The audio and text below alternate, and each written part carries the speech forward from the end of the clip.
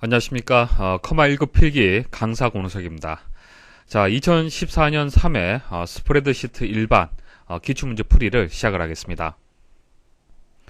다음 중 워크시트의 데이터 목록 윤곽 설정에 대한 설명으로 옳지 않은 것은, 자, 윤곽은 우리 부분합, 자, 부분합을 구할 때 왼쪽에 나왔던 이런 기호들이 있죠. 자, 이런 기호들을 윤곽 기호라고 얘기를 합니다. 예시 그림 보시면은 이제 불합격자하고 합격자를 이제 나누었죠. 나누어서 부분합을 계산했습니다. 불합격자의 이제 개수가 얼마가 되는지, 합격 개수는 얼마가 되는지, 그리고 전체 개수는 얼마가 되는지 이렇게 부분합을 구했는데요. 이때 이제 윤곽 기호를 지금 얘기를 하는 겁니다. 자, 보기 한번 보도록 하죠. 옳지 않은 것을 찾는 겁니다. 그룹화하여 요약하려는 데이터의 목록이 있을 경우 데이터의 최대 8개 수준의 윤곽을 설정할 수 있다. 자, 8개 수준의 윤곽이란 얘기는, 자, 여기서는 1, 2, 3, 자, 3개 수준의 이제 윤곽이 설정되어 있는 상태고요. 자, 최대 8개까지 설정이 가능합니다. 자, 여기 부분합에 가시면요. 자, 현재 부분합이 이제 적용이 되어 있는데 추가할 수 있습니다. 자, 추가를 할 때는 새로운 값 대치는 체크를 해제를 해야 됩니다. 체크가 되어 있으면 이제 덮어쓰기가 되는 겁니다. 기존의 부분합 정의되어 있는 것이 지워지면서 새롭게 이제 적용이 되는 거고요. 추가를 하시려면 체크를 해제를 하시고요. 확인 버튼 눌러 보십시오. 자, 눌러 보시면은 1, 2, 3, 4 해가 4까지 지금 표시가 되었죠. 이런 식으로 계속 추가하게 되면은 8개 수준까지 가능하다는 얘기입니다. 자, 2번 윤곽 기호가 표시되지 않을 경우 엑셀 옵션에서 표시되도록 설정할 수 있다. 자, 엑셀 옵션에 가시면요, 고급에 가셔서 이 워크시트의 표시 옵션에 가시면요, 윤곽을 설정한 경우 윤곽 기호 표시라는 게 있습니다. 자, 이것을 체크를 하시면 됩니다. 자, 그래서 2번도 맞는 설명이고요. 3번 그룹별로 요약된 데이터에 설정된 윤곽을 제거하면 윤곽 기호와 함께 요약 정보가 표시된 원본 데이터도 삭제가 된다. 그러니까 윤곽을 제거를 하잖아요. 그죠? 제거를 했을 때는, 자, 요약 정보가 표시된 원본 데이터도 이제 삭제가 된다는 얘기죠. 그러니까 데이터가 삭제가 된다는 얘기인데, 그렇지 않습니다. 윤곽을 지운다 하더라도 윤곽 기호만 없어지고요. 요약된 정보라든지 원본 데이터는 그대로 유지가 됩니다. 자, 조금 뒤에 보여드릴게요. 자, 4번 윤곽을 만들 때나 만든 후에 윤곽의 스타일을 적용할 수 있다. 그러니까 윤곽의 스타일을 적용할 수 있다라는 설명인데, 설명을 드리겠습니다. 자, 윤곽선에서 설정 버튼 한번 눌러 보십시오. 자, 눌러 보시면요, 스타일 적용이라는 버튼이 보여지죠. 그래서 윤곽에 대해서 스타일을 적용할 수 있습니다. 자, 그리고 윤곽을 한번 지워 보겠습니다. 여기 그룹 해제에 가시면은 윤곽 지우기가 있습니다. 자, 설정을 해볼게요. 자, 데이터라든지 어떻게 바뀌는지 한번 보십시오. 자, 클릭을 하시면은 윤곽 기호만 지워졌지 여기 요약된 정보라든지 데이터는 그대로 유지가 됩니다. 자, 그래서 옳지 않은 것은 3번이 정답이 되겠습니다. 요약 정보하고 원본 데이터는 그대로 유지가 된다라고 설명을 해야 되죠. 다음 중 외부 데이터 연결 설정 기능에 대한 설명으로 옳지 않은 것은, 자, 외부 데이터를 이제 연결을 했을 때 그때 통합 문서 연결 대화 상자 하고요, 연결 속성 대화 상자 관련된 내용이 되겠습니다. 자, 이 문제를 풀이를 하시려면 일단 외부 데이터를 이제 가지고 와야 됩니다. 자, 바탕 화면에 있는, 자, 액세스 하나 가져올게요.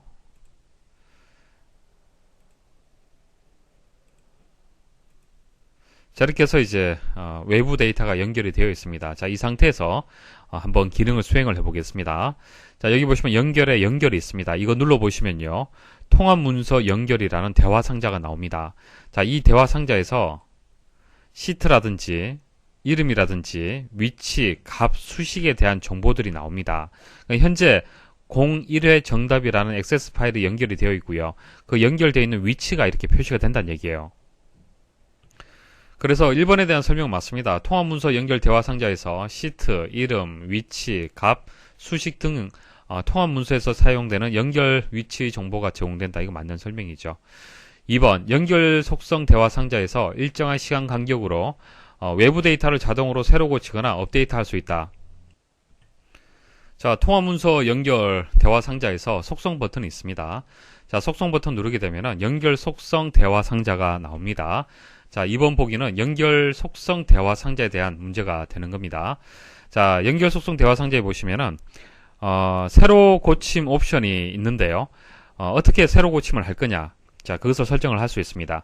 다른 작업하면서 새로 고침을 하겠다. 다른 작업 중에 새로 고침을 할 수 있도록 할 수도 있고요. 자, 다음 간격으로 새로 고침. 그냥 시간 설정을 할 수가 있어요. 자동으로 그 시간이 되면은 새로 고침이 된다는 얘기고요. 자, 파일을 열 때 데이터 새로 고침. 그러니까 파일을 열 때 그때 외부 데이터를 새로 고침을 해서 그렇게 설정을 할 수도 있고, 그리고 체크를 해제하게 되면 그렇지 않게 되는 겁니다. 그래서 2번에 보시면은 시간 간격이라는 설명이 맞습니다. 그리고 3번에 보시면은 통합 문서를 열 때 외부 데이터를 자동으로 새로 고치거나, 자, 이 설명이 이 부분을 체크를 했을 때를 얘기를 하는 거예요. 외부 데이터를 새로 고치지 않고 즉시 통합 문서를 열도록 할 수 있다. 체크를 해제하면 되겠죠. 그래서 2번하고 3번도 맞는 설명이고요. 연결을 제거하면 현재 통합 문서에 외부에서 연결하여 가져온 데이터도 함께 제거된다. 자, 보여드릴게요. 자, 현재 01회 정답이라는 파일이 연결이 되어 있습니다. 이렇게 데이터가 표시가 되었죠. 외부 데이터의 값이 표시가 되었는데요. 이것을 제거했을 때를 지금 얘기를 하는 거예요. 제거를 한번 해보겠습니다. 자, 예 버튼 누르고요. 데이터가 어떻게 바뀌는지 보십시오. 자, 닫기 버튼 눌러볼게요. 어떻게 되었습니까? 데이터는 그대로 유지가 되죠. 삭제되지 않습니다.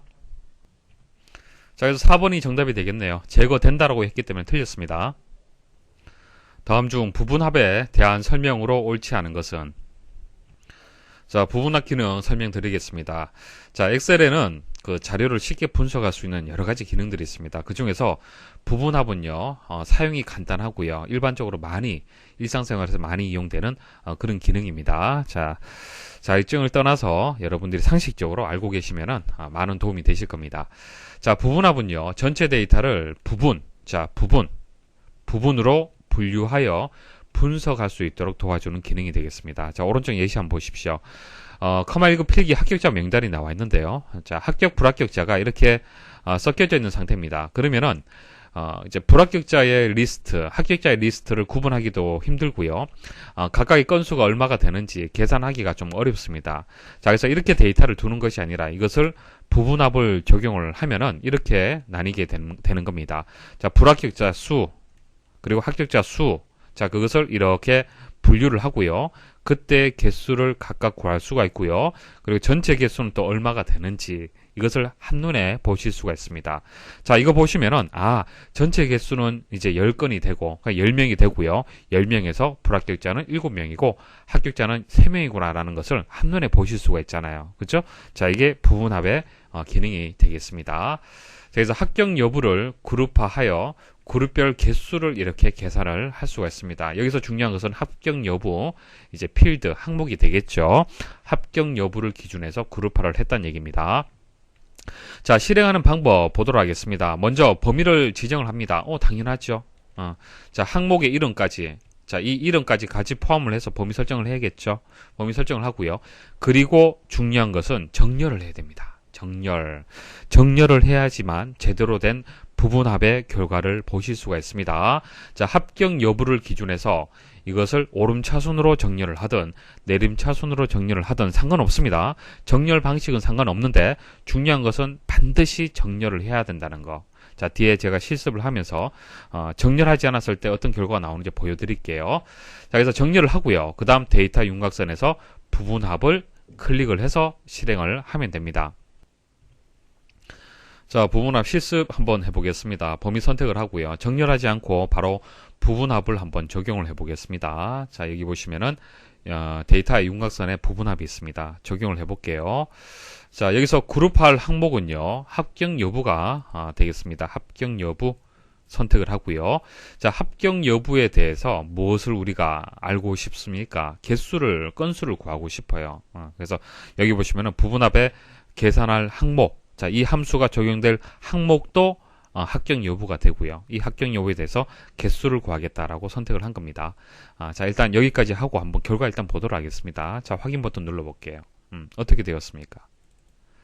자, 합격 여부면, 합격자 개수라면 합격자 개수 전체가 이렇게 계산이 돼야 되는데, 정렬되지 않았기 때문에 각각에 대해서 이렇게, 이제 엉뚱한 결과가 나오는 겁니다. 이거 잘못되었죠. 자, 이런 식으로 이제 하시면 안 된다는 얘기입니다. 반드시 정렬을 먼저 해야 돼요. 그래서 데이터에 가서, 자, 정렬 및 필터에 가면 정렬이 있습니다. 정렬을 해야 되는데, 일단 합격 여부에 대해서 정렬을 해야 됩니다. 합격 여부에 대해서 정렬을 하고요. 자, 오름차순을 하든 내림차순 정렬을 하든 정렬하는 방식은 상관없습니다. 내림차순 하면은 합격이 위쪽에 배치가 되는 거고요. 오름차순 하면은 뭐 불합격자가 위쪽에 위치를 하는 겁니다. 그래서 뭐 위치하는 위쪽이냐 아래쪽이냐 그 차이뿐이지 결과하고는 상관이 없습니다. 자, 이렇게 일단 정렬을 하고요. 그 다음 부분합을 적용을 해보겠습니다.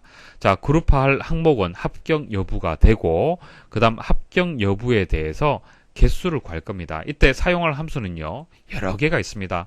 합계, 그리고 개수도 구할 수도 있고요. 평균 구할 수도 있고요. 최대값, 최소값, 곱, 이렇게 여러 가지 함수들이 있습니다. 함수를 직접 여러분들이 입력하는 것이 아니라 부분합에서 선택을 해서 여러분들이 쉽게 그 집계된 결과를 보실 수 있도록 그렇게 되어 있습니다. 자, 그 다음 이제 부분합을 계산할 항목을 여기서 선택을 하고요. 다른 항목도 또 선택할 수가 있겠죠. 스프레드시트 일반에 대해서 평균값을 구하고 싶다. 가능하다는 얘기입니다.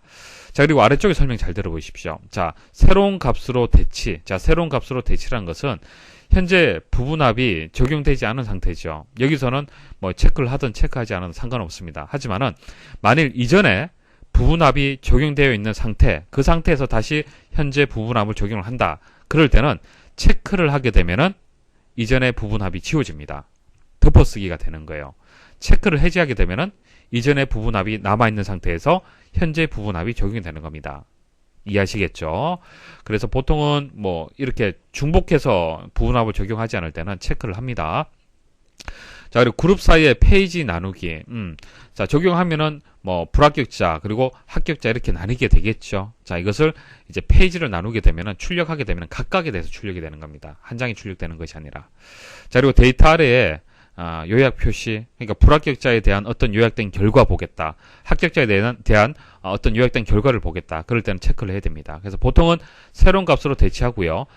데이터 아래 요약 표시는 보통 체크를 하고요. 적용을 합니다. 자, 확인 버튼 눌러보겠습니다. 자, 확인 버튼 눌러보시면은 이렇게 불합격자의 리스트가 이렇게 보이게 되고 합격자의 리스트가 이렇게 보이게 되고요. 그때 집계된 결과, 자, 무엇을 구했습니까? 우리 조금 전 개수 구했잖아요. 그죠? 자, 7, 3 나오고요.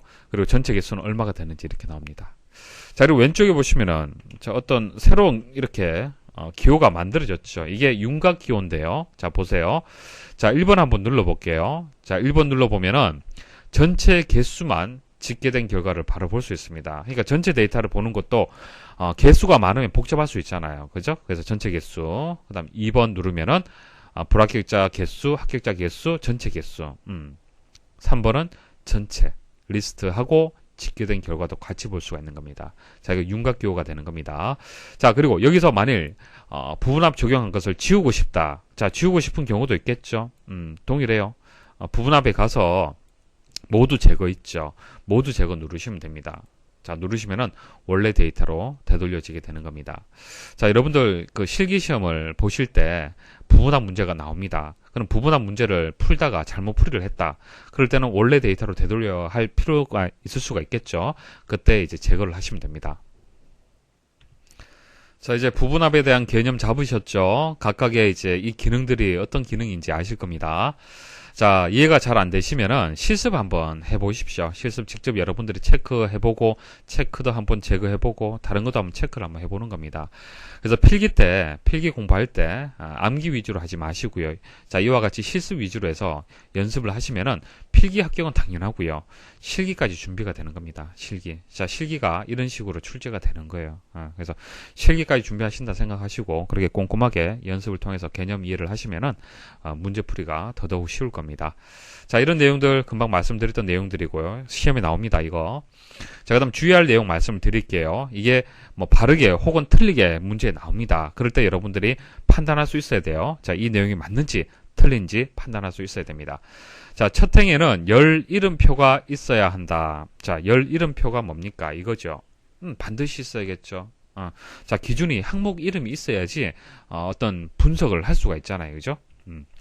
자, 그리고 서브토탈 함수를 사용하여 합계나 평균 등의 요약 함수를 계산한다. 자, 서브토탈이 뭡니까? 합인데 부분합이란 얘기예요. 자, 조금 전 보시면은 함수를 여러분들이 지정하지 않았는데, 자, 다시 한번 적용을 해볼게요. 자, 범위 선택을 할 때, 자, 뭐 셀 하나 선택을 하고요. 범위 선택을 이렇게 다 선택하지 않는다 하더라도 자동으로 이렇게 범위 선택이 되는 그런 이제 기본 기능이 일단 제공이 됩니다. 참고로 알고 계시고요. 자, 이렇게 적용을 했잖아요. 그죠? 적용을 했을 때, 자, 여기 불합격 개수를 7이라고 나왔는데 이게 단순한 7이 아니고요. 함수가 적용되어 있습니다.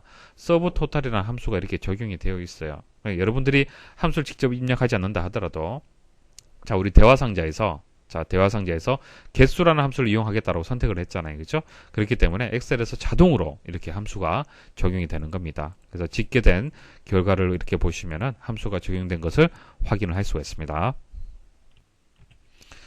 부분합이 실행되면 윤곽기호가 표시되므로 각 수준의 데이터를 편리하게 볼 수 있다. 조금 전 보여드렸죠. 1번, 2번, 3번 있었습니다. 자, 이게 이제 각각의 수준이 되는 거예요. 클릭을 하게 되면은 거기에 맞는 데이터를 보실 수가 있습니다. 같은 열에 있는 자료에 대하여 여러 개의 함수를 중복 사용하여 다중 함수 부분합 작성이 가능하다. 그러니까 첫 번째는 자, 개수를 이제 첫 번째 적용했습니다. 그 다음엔 평균, 뭐 그 다음에는 뭐 표준 편차 이런 식으로 여러 개의 함수들을 부분합으로 작성을 할 수 있다는 얘기입니다. 그게 다중함수 부분합이라는 얘기예요. 자, 그리고 새로운 값 대치 이거 체크 어떻게 얘기했습니까? 첫 번째 적용한 것을 그대로 살리고 두 번째를 적용하려면 체크는 해줘야 됩니다. 주의하시고요. 자, 그리고 부분합에 사용할 수 있는 함수들이 어떤 것이 있는지 한번 보십시오. 합계, 개수에서 쭉 이렇게 나와 있죠. 시험에는 부분합에 사용할 수 있는 함수가 아닌 것은 이렇게 나올 수가 있습니다. 한번 읽어 두시고요. 부분합 작성 후 윤곽기호를 눌러 특정한 데이터가 표시된 상태에서 차트를 작성하면 화면에 보이는 데이터에 대해서만 차트가 작성이 된다. 그러니까 1번, 뭐 2번, 3번 이렇게 누르면 그때에 따라서 데이터가 달리 보여지는 거잖아요. 그죠? 자, 그때 차트를 작성할 수가 있는데 차트를 작성하게 되면 화면에 보이는 데이터에 대해서만 차트가 작성이 된다는 얘기입니다. 자, 이제 답을 한번 찾아보죠. 2번이 정답이 되겠네요. 그룹화를 위한 데이터의 정렬을 오름차순으로 할 때와 내림차순으로 할 때의 그룹별 부분합의 결과는 서로 다르다. 이거 틀렸죠.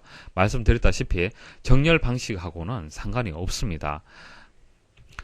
다음 중 엑셀 리본 메뉴의 탭에 해당하지 않는 것은, 자, 엑셀의 각각 기능들은 탭을 이렇게 기준으로 해서 만들어져 있습니다. 자, 홈 탭, 삽입 탭, 페이지 아웃 탭, 수식, 데이터, 검토, 보기, 개발 도구 이런 식으로 탭이 구성이 되어 있습니다.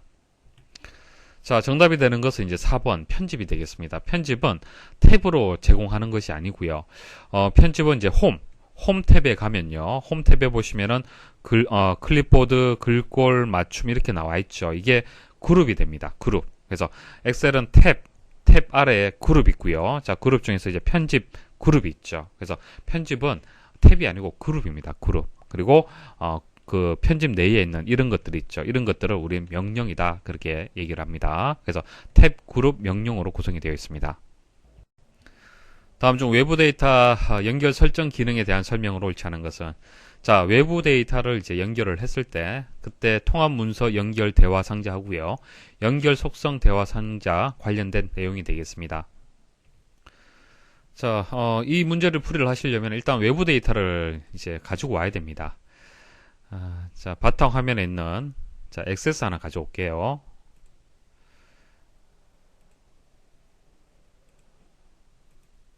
자, 이렇게 해서 이제 외부 데이터가 연결이 되어 있습니다. 자, 이 상태에서 한번 기능을 수행을 해 보겠습니다.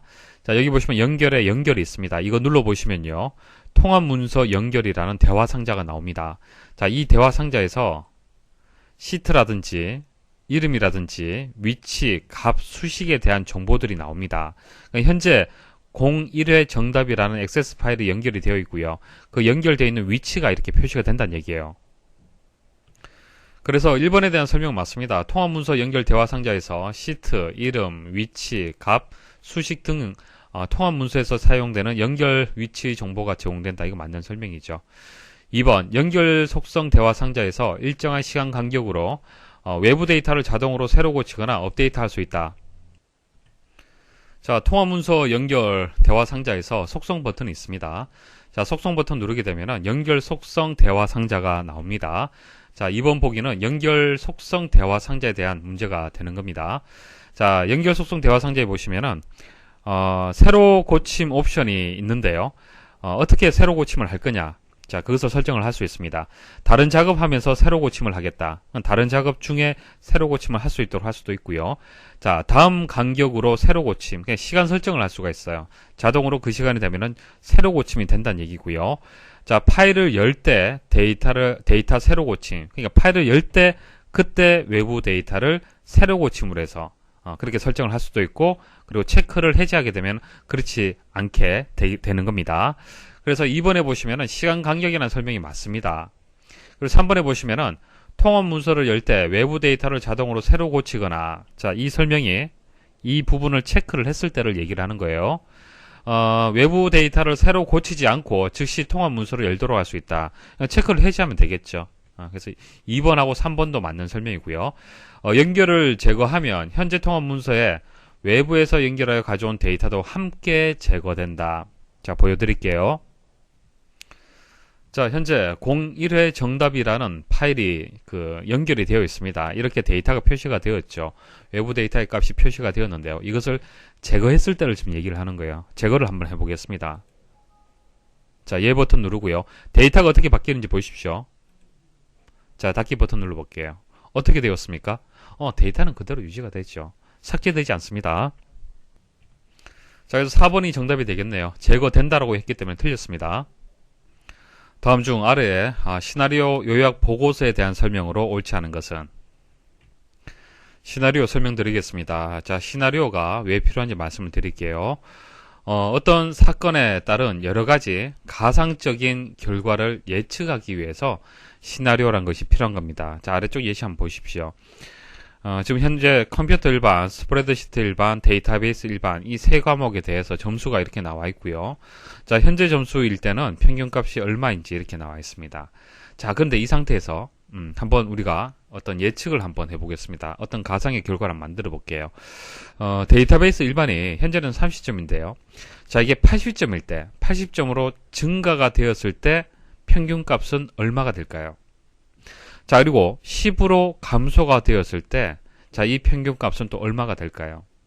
이런 식으로, 이제 값이 바뀌었을 때, 그 값에 따른 이 영향, 자, 이 영향에 따른 이 값이 또 바뀔 수가 있겠죠. 그죠? 자, 물론 여기서 이 평균이란 이 셀 있죠. 이 셀에는 값이 53이 입력되어서는 안 됩니다. 주의하십시오. 반드시 함수로 입력이 되겠죠. 수식으로 입력이 돼야 된다는 얘기입니다. 그래야만 이 값에 따른 어떤 영향, 그 결과가 수식에 의해서 이 값이 바뀌는 거잖아요. 그렇죠? 일단 그건 주의를 하셔야 돼요. 자, 여기서부터 여기까지 수식이 이렇게 여기 입력이 되어 있고, 그래서 이 값이 바뀜에 따라서 평균값은 그 영향을 받기 때문에 바뀐다는 얘기입니다. 자, 그래서 이 데이터베이스의 이제 값이 바뀜에 따라서 평균값이 어떻게 바뀌는지 그것을 예측하고 싶다. 자, 그때 시나리오를 이용을 하시면 됩니다. 자, 그럼 시나리오를 적용하게 되면 아래쪽 표가 나와요. 시나리오 요약표가 이렇게 나옵니다. 자, 이 표에 보시면은요, 여기 증가, 감소라고 되어 있죠. 그러니까 금방 제가 80으로 증가되었을 때, 10으로 감소되었을 때, 자, 이것을 예측하고 싶다라고 말씀을 드렸잖아요. 그죠? 자, 그래서 현재 값이 30일 때, 현재 값이 30이고, 그리고 현재 값이 평균은 53이잖아요. 그죠? 자, 여기서 변경셀이라는 것은 결과적으로 변경되는 것이 뭡니까?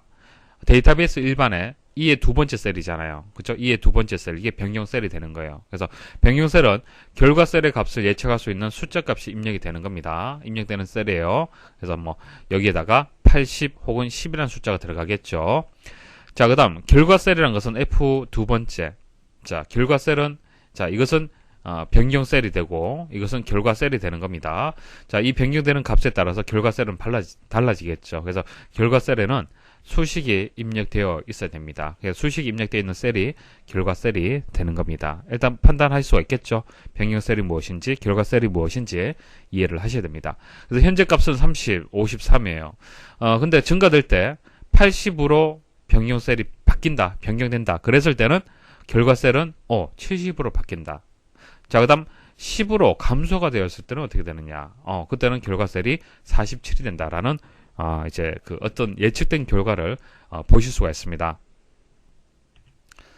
자, 기능을 한번 수행을 해 보겠습니다. 자, 데이터에 가서 자, 가상 분석이 있습니다. 여기서 시나리오 관리자 선택을 하십시오. 현재 시나리오가 없는 상태입니다. 추가를 해야 됩니다. 추가 버튼 누르시고요. 자, 시나리오 이름을 일단 증가라고 일단 이름을 주겠습니다. 자, 그리고 변경 셀은 그 E의 두 번째 셀을 선택을 해야겠죠. 자, 변경 셀은 E의 두 번째 셀을 선택을 할게요. 이 값이 이제 바뀌게 되는 것입니다. 그리고 확인 버튼 한번 눌러 볼게요. 자, 확인 버튼 누르시면은 변경 셀에 해당하는 값을 입력하십시오. 자, 현재 30인데 이것을 어떻게 바꿀 거냐? 자, 80으로 한번 증가를 시켜 보겠다. 자, 그리고 확인 버튼 눌러 봅니다. 자, 그러면은 증가라는 시나리오 이렇게 만들어졌죠. 자, 그리고 시나리오 관리자 대화 상자에서 요약 버튼 누릅니다. 자, 요약 버튼 누르시면은 보고서의 종류라고 해서 두 가지를 선택할 수 있도록 나옵니다. 시나리오 요약 그리고 시나리오 픽업 테이블 보고서 두 가지 형태로 볼 수가 있는데 시나리오 요약을 일단 선택을 하겠습니다. 자, 결과 셀은 F 두 번째가 자동으로 선택이 되었네요. 자, F 두 번째가 결과 셀이 되겠죠. 확인 버튼 누르시면 됩니다. 자, 이렇게 누르시면은 증가가 되었을 때, 자, 변경 셀의 값에 따른 결과 셀의 값이 이렇게 바뀐다라는 것을 이제 새로운 시트로 해서 보실 수가 있습니다. 자, 시나리오를 더 추가하려면은 간단하죠. 뭐 관리자 호출해서 여기서 추가 버튼 눌러서 또 추가하면 됩니다. 감소해서 변경 셀은 이에 두 번째 셀이 맞고요. 확인 버튼 누르시고요. 바뀌는 값은 뭐 10으로 감소를 시키겠다. 확인 버튼 눌러주시면 됩니다. 그럼 이렇게 두 개의 시나리오가 만들어져 있는 상태죠. 이 상태에서 또 추가하고 싶으면 추가 버튼 누르시면 되고, 삭제하고 싶으면 삭제 버튼 누르시면 되고, 그 다음 편집. 자, 편집 누르면은 뭐 셀을 또 바꿀 수도 있고, 시나리오 이름을 또 바꿀 수도 있습니다. 그리고 이제 요약 버튼 누르시면 되겠죠. 자, F 두 번째 값. 자, 시나리오 요약 선택하시고, 확인 버튼 누르시면은 두 개의 시나리오를 한 번에 또 보실 수가 있습니다. 자, 그리고 병합은요, 다른 시트에 있는 시나리오를 가지고 와서 추가를 할 수가 있습니다. 말 그대로 병합하는 겁니다. 합치는 거고요. 자, 표시는요, 이렇게 새로운 시트로 만드는 것이 아니라 현재 이 시트에다가 바로 표시가 될 수 있도록 하는 겁니다. 자, 한번 보세요. 표시 한번 눌러 볼게요. 값이 바뀝니다. 자, 누르면은 증가에 대한 시나리오 결과가 바로 적용이 됩니다. 자, 시험에 나오는 내용들 정리해 드리겠습니다. 자, 시나리오 관리자 대화 상자에 대한 내용 금방 말씀을 드렸어요. 추가, 삭제, 편집, 뭐 추가, 말 그대로 추가, 삭제는 제거고 편집은 내용을 수정하는 거고요. 병합은 다른 시트에 있는 시나리오를 불러와서 추가하는 거고요. 자, 요약은 요약 버튼 누르면은 시나리오 요약 대화 상자가 또 표시가 됩니다. 여기서 시나리오 요약과 시나리오 픽업 테이블 보고서 이 둘 중에서 하나를 선택을 할 수가 있습니다. 자, 표시는 뭐 아까 말씀드렸고요. 워크시트에 바로 표시가 되는 겁니다. 자, 그럼 시나리오 요약 그 대화 상자에 대해서 또 설명을 드려볼게요. 자, 시나리오 보고서는 자, 여기서 선택된 이제 보고서들은 새 시트에서 만들어지는 거죠. 만들어지고요. 종류는 시나리오 요약하고요. 그리고 시나리오 픽업 테이블 이렇게 두 가지가 있습니다. 자, 시나리오 요약 보고서를 만들 때는 결과 셀이 없어도 되지만 시나리오 픽업 테이블 보고서에서는 결과 셀을 반드시 지정을 해야 된다. 자, 여기 결과 셀을 지정할 수 있도록 되어 있죠. 자, 보세요. 자, 요약 버튼 눌러 보겠습니다. 자, 시나리오 요약에서 결과 셀 있죠. 이거 한번 지워 볼게요. 현재 시나리오 요약이 선택이 되어 있습니다. 확인 버튼 눌러 보겠습니다. 어때요? 선택을 한다, 결과 셀을 선택하지 않아도 결과는 나오죠. 결과하고는 상관이 없다는 얘기입니다. 일단 만들어진다는 얘기예요. 오류 발생하지 않잖아요. 그죠? 자, 그런데 자, 여기서 피벗 테이블 보고서를 한번 선택을 해볼게요. 그리고 결과 셀은 지워보도록 하겠습니다. 자, 확인 버튼 누르시면은 결과 셀을 지정해야 된다라는 이런 오류 메시지가 나온다는 얘기입니다. 자, 그래서 피벗 테이블 보고서에서는 반드시 결과 셀을 지정을 해야 됩니다. 자, 문제 보겠습니다. 자, 이제 표를 보면은, 시나리오 요약표를 보면은, 어떤 내용이구나라고 여러분들이 판단할 수 있을 겁니다. 변경 셀은 이제 기간이 되고요. 결과 셀은 상환액이 되겠습니다. 그리고 현재 값이 있습니다. 현재 값이 이렇게 나와 있고요. 그리고 이제 연장했을 때의 시나리오, 단기간에 대한 시나리오, 이렇게 두 개의 시나리오가 지금 적용이 되어 있는 상태네요. 자, 보기 1번 보시면은 연장과 단기간 두 개의 시나리오가 작성되어 있다. 맞는 설명이고요. 기간과 상환액은 셀에 이름이 정의되어 있어 셀 참조 주소 대신 이름이 요약 보고서에 포함된 것이다. 자, 여기 보시면 기간 그리고 상환액이라고 되어 있습니다. 그죠? 자, 이게 셀 주소 형식으로 되어 있는 것이 아니라 이름이 나와 있잖아요. 자, 현재 그 변경 셀이 이의 두 번째 셀로 되어 있잖아요. 그죠? 이것을 이름을 한번 바꿔 보겠습니다. 데이터라고 일단 이름을 한번 붙여 볼게요. 그리고 엔터. 자, 이것은 F2라고 되어 있는데 평균 이름 입력하고 엔터. 이렇게 이름을 적용할 수 있다는 얘기예요. 이름을 적용을 해서 셀 주소가 아니고 이름을 가지고 시나리오의 결과를 보실 수가 있습니다. 자, 편집을 해볼게요.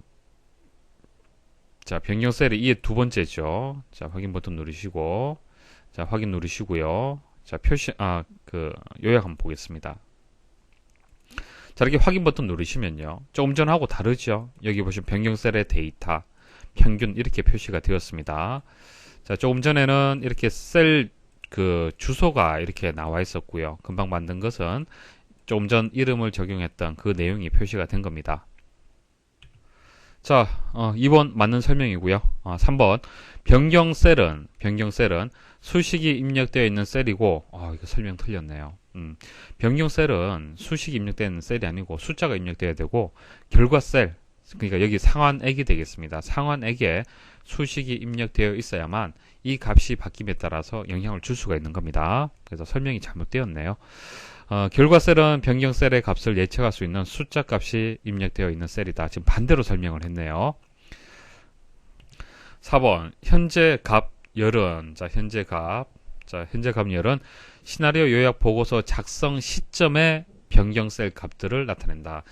기본 값이죠. 이 값에서 변경되는 거잖아요. 그죠? 자, 그것을 의미를 하는 겁니다. 그래서 4번도 맞는 설명입니다. 다음 중 통화 문서 보호 및 공유에 대한 설명으로 옳지 않은 것은 공유 통화 문서를 여러 사용자가 동시에 편집할 수 있도록 설정할 수 있다.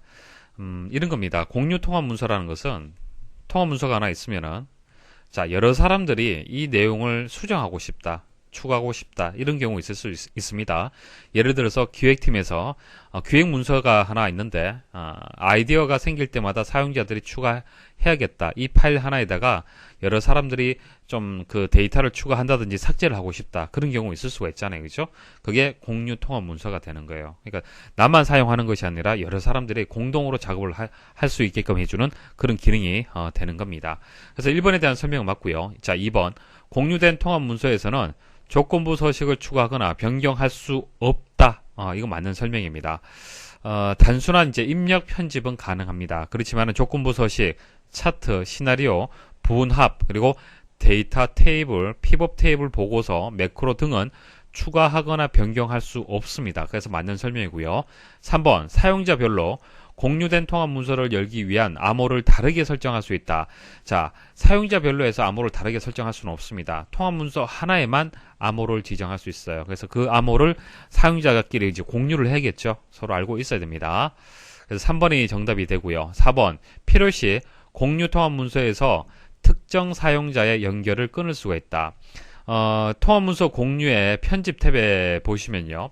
여기서 현재 그 접속되고 있는 사용하고 있는 리스트가 나옵니다. 사용자들이 나옵니다. 그러면은 그 사용자를 이제 하나 선택을 해서 제거를 클릭을 하게 되면 연결을 끊을 수가 있습니다. 그래서 4번도 맞는 설명이고요. 3번이 정답이 되겠습니다. 다음 중 메모 기능에 대한 설명으로 옳지 않은 것은? 자, 메모는요, 셀에 입력된 내용에 대한 보충 설명을 기록하는 것을 메모라고 얘기합니다. 자, 오른쪽 그림 한번 보십시오. 자, 이 셀에다가 이 100이란 데이터에 대한 보충 설명을 또 별도로 한번 기록하고 싶다. 그럴 수 있잖아요. 그죠? 자, 그럴 때는 메모를 적용하면요. 자, 이와 같은 설명을 추가로 입력을 할 수가 있습니다. 자, 이렇게 메모를 입력하는 방법은 크게 세 가지 방법이 있습니다. 시험에는 입력 방법이 아닌 것은 이렇게 또 나올 수도 있겠죠. 자, 꼭 기억을 하십시오. 자, 메모 입력할 셀을 일단 선택을 합니다. 선택을 하고요. 바로가기 메뉴에서, 자, 바로가기 메뉴란 것은 마우스 버튼 오른쪽 버튼을 클릭을 했을 때 보여지는 메뉴를 얘기합니다. 자, 거기서 메모 삽입을 선택하면 됩니다. 자, 그 다음 이제 검토 탭에서 메모 그룹에 있는 새 메모를 또 클릭을 하는 방법이 있습니다. 자, 엑셀의 메뉴를 이용하는 방법.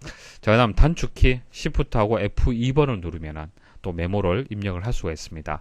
자, 우측 상단에 빨간색 표식이 이렇게 생깁니다. 이런 표식이 있기 때문에 이 셀에는 메모가 적용이 되어 있구나 라고 알 수가 있습니다. 그리고 메모는요, 사용자, 메모 내용, 이렇게 형식으로 입력이 됩니다. 자, 여기 보시면은 my home이 사용자가 돼요. 자, 그 다음 그리고 아래쪽에 메모 내용이 되는 겁니다. 자, 그래서 검토에 보면은 새 메모 있습니다. 이렇게 선택을 하셔도 되고, 오른쪽 버튼 클릭을 해서 메모 삽입, 이렇게 선택할 수도 있습니다. 그래서 여기서 뭐 입력을 하시면 되죠. 이렇게 입력을 하시고, 자, 보실 때는 마우스를 올리시면 이렇게 메모를 보실 수가 있습니다. 자, 그런데 이 메모가 기본적으로는 보이지 않고요. 그래서 불편할 수도 있습니다. 그래서 메모를 표시할 때는 해당 셀의 오른쪽 버튼 클릭을 해서 메모 표시 숨기기 있죠. 이거 선택하십시오. 그러면은 마우스 커서의 위치에 상관없이 계속 보여지게 됩니다. 표시 방법은 금방 말씀드렸고요. 자, 인쇄하는 방법. 자, 메모를 인쇄하는 방법. 자, 메모가 표시되지 않은 상태. 자, 그럴 때는 페이지 설정에 시트에 가면은 시트 끝이 있습니다. 선택하시면 되고. 자, 이렇게 선택을 하면 시트 끝에 이제 그 메모가 이제 인쇄가 되는 거예요. 자, 메모가 표시된 상태. 자, 표시가 되어 있다라면은 자, 똑같은데 시트에 표시된 대로 이렇게 그대로 이렇게 인쇄가 될 수 있도록 할 수도 있고, 시트 끝. 자, 이것도 또 선택을 할 수 있습니다. 시트의 끝에 이제 메모가 인쇄가 되는 겁니다. 자, 특징은요, 메모를, 데이터를 삭제해도, 그러니까 100이란 데이터 있죠. 자, 이거 삭제해도 메모는 삭제되지 않습니다. 자, 인쇄만 한번 보여드릴게요. 자, 페이지 레이아웃에 가시면은 페이지 설정이 있습니다. 자, 이 부분을 클릭을 한번 해보십시오. 자, 페이지 설정 대화 상자가 나오고요. 시트를 선택을 하시면요. 여기에 보시면은 메모에 대한 설정을 할 수 있는 기능이 있습니다. 여기서 이제 시트 끝 아니면 시트에 표시된 대로 이렇게 선택을 할 수 있습니다. 자, 보기 보겠습니다. 새 메모를 작성하려면 바로가기 키에 Shift F2 키를 누르거나 검토 메모 그룹에 있는 새 메모를 클릭한다. 이거 맞는 설명이죠. 셀을 이동하면 메모를 제외한 수식, 결과값, 셀 서식 등이 이동이 된다. 그러니까 메모는 이동이 안 된다라는 뜻인데요. 자, 보세요. 여기 이렇게 데이터가 입력되어 있는 상태에서 이렇게 메모가 삽입이 되어 있습니다. 자, 이거 이동을 해볼게요. 이동하는 방법 컨트롤 X 누르시고 여기에다가 컨트롤 V 하시면 되죠. 그러면 이제 메모도 같이 이렇게 이동이 됩니다. 그래서 2번은 옳지 않은 보기가 되겠네요. 메모를 제외한다고 했기 때문에 틀렸습니다. 3번 한 시트에 여러 개의 메모가 삽입되어 있는 경우 검토 메모에서 이전 또는 다음. 자, 여기 보시면 이전하고 다음이 있습니다. 그러니까 메모가 여러 개 있을 때. 자, 이것을 이용을 해서 탐색할 수 있다. 맞는 설명이고요. 통합 문서에 포함된 메모를 시트에 표시된 대로 인쇄하거나 시트 끝에 인쇄할 수 있다. 이거 맞는 설명이죠. 여기 보시면은 시트 끝, 그리고 시트에 표시된 대로 선택할 수 있습니다. 다음 중 셀의 내용을 편집할 수 있는 셀 편집 모드로 전환하는 방법에 대한 설명으로 옳지 않은 것은? 자, 셀에 있는 값을 편집을 할 때 가장 간단한 방법은 마우스로 두 번 클릭하면은 이렇게 커서 깜빡깜빡 하면서 수정을 할 수가 있죠. 그래서 보통 이제 두 번 이렇게 클릭을 합니다. 그 다음에 F2번. 자, F2번 누르면은 또 수정을 할 수 있도록 이제 편집 모드로 바뀌게 됩니다. 자, 그 다음 여기 보시면은 수식 입력줄이 있죠. 여기에다가 또 데이터를 입력을 해서 또 수정을 할 수도 있습니다. 자, 3번이 틀렸네요. 편집하려는 데이터가 입력되어 있는 셀의 바로가기 메뉴에 셀 편집을 클릭한다. 셀 편집이라는 메뉴는 없습니다. 다음 중 아래 프로시저를 실행 결과에 대한 설명으로 옳은 것은, 자, 프로시저가 무엇인지 다음에 또 상세하게 말씀드릴 기회가 있을 겁니다. 자, 간단하게 말씀을 드리고 이 문제 풀이하는데 필요한 내용만 제가 말씀을 드릴게요. 자, 프로시저라는 것은 하나의 작업 단위, 자, 그것을 프로시저라고 얘기를 합니다. 자, 매크로가 또 다음에 또 설명 나올 거예요. 다음에 설명을 드릴게요. 자, 매크로가 프로시저하고 같은 의미로 생각을 하시면 됩니다. 그러니까 엑셀에 보시면은 그 아주 고급 기능 중에서 이제 매크로라는 기능이 있어요. 자, 그것을 이제 프로그램으로 이제 입력이 되는데 그게 이제 프로시저란 얘기입니다. 자, 설명 어려울 수 있는데 모르셔도 이 문제는 맞출 수 있습니다. 자, 그래서 프로시저는 서브하고 엔드 서브 사이에다가 이렇게 입력하도록 되어 있습니다. 자, 한번 예시 한번 보도록 하겠습니다. 여기 보시면은 서브 그리고 엔드 서브 있죠. 그러니까 프로시저가 시작이 된다. 프로시저가 끝난다라는 기호예요. 기호. 컴퓨터에게 그 프로그램이 시작이 된다, 끝난다라는 것을 알려주는 기호가 되는 겁니다. 자, 그 다음 이 프로시저의 이름, 볼드라는 이름을 가지고 있네요. 그리고 실제 실행되는 내용, 자, 이렇게 나와 있습니다. 그래서 이 문제에서는 중요한 것은요, 이겁니다. 이것을 제대로 해석할 수 있느냐, 이해할 수 있느냐라는 것을 묻는 겁니다. 근데 읽어보시면은 대충 답이 나와요. 자, 처음에 여기 나와 있는 거 이거 있죠. 워크시트. 자, 이것은 말 그대로 워크시트를 뜻하는 거고 뒤에 이름이에요. 워크시트의 이름. 그래서 현재 통합 문서에 시트는 3이다. 시트 3에. 그러니까 현재 통합 문서에 시트 3에. 시트 3. 시트 3이 뭡니까? 워크시트의 이름이잖아요. 그죠? 그래서 워크시트의 이름을 표시를 할 때는 이렇게 표시를 하는 겁니다. 자, 그다음 점. 그러니까 시트 3에서 로우스. 자, 이것은 로우라는 것은 행이잖아요. 행. 그죠? 행. 그래서 네 번째 행. 자, 그다음 폰트, 글꼴, 볼드, 굵게 하는 거잖아요. 그죠? 볼드. 폰트.볼드 하게 되면은 글꼴 스타일을 굵게 설정한다라는 뜻인데요. 자, 그때의 값이 두 가지가 들어올 수 있습니다. true 아니면 false 들어올 수 있습니다. 그래서 현재 true라고 적용이 되어 있잖아요. 그죠? true라고 되어 있으면은 볼드를 적용해라. 굵게 설정하라는 뜻이 되는 거예요. 됐죠? 자, 자세한 것은 다음에 또 설명드릴 기회가 있을 겁니다. 자, 그래서 2번이 정답이 되겠습니다.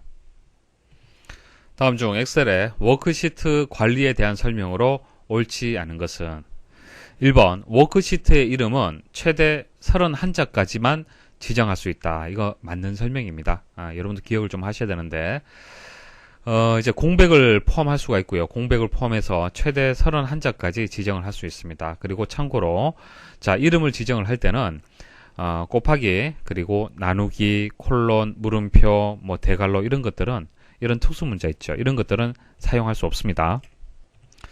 자, 보세요. 시트 1, 시트 2, 시트 3 이게 시트 이름이죠. 시트 이름을 바꿀 때는 자, 더블 클릭을 하면 이렇게 바꿀 수가 있습니다. 바꿀 수가 있는데 공백은 이렇게 입력할 수 있어요. 공백은 입력할 수 있는데 이제 물음표라든지 이런 것도 한번 입력을 해 보십시오. 입력하면 입력이 안 됩니다.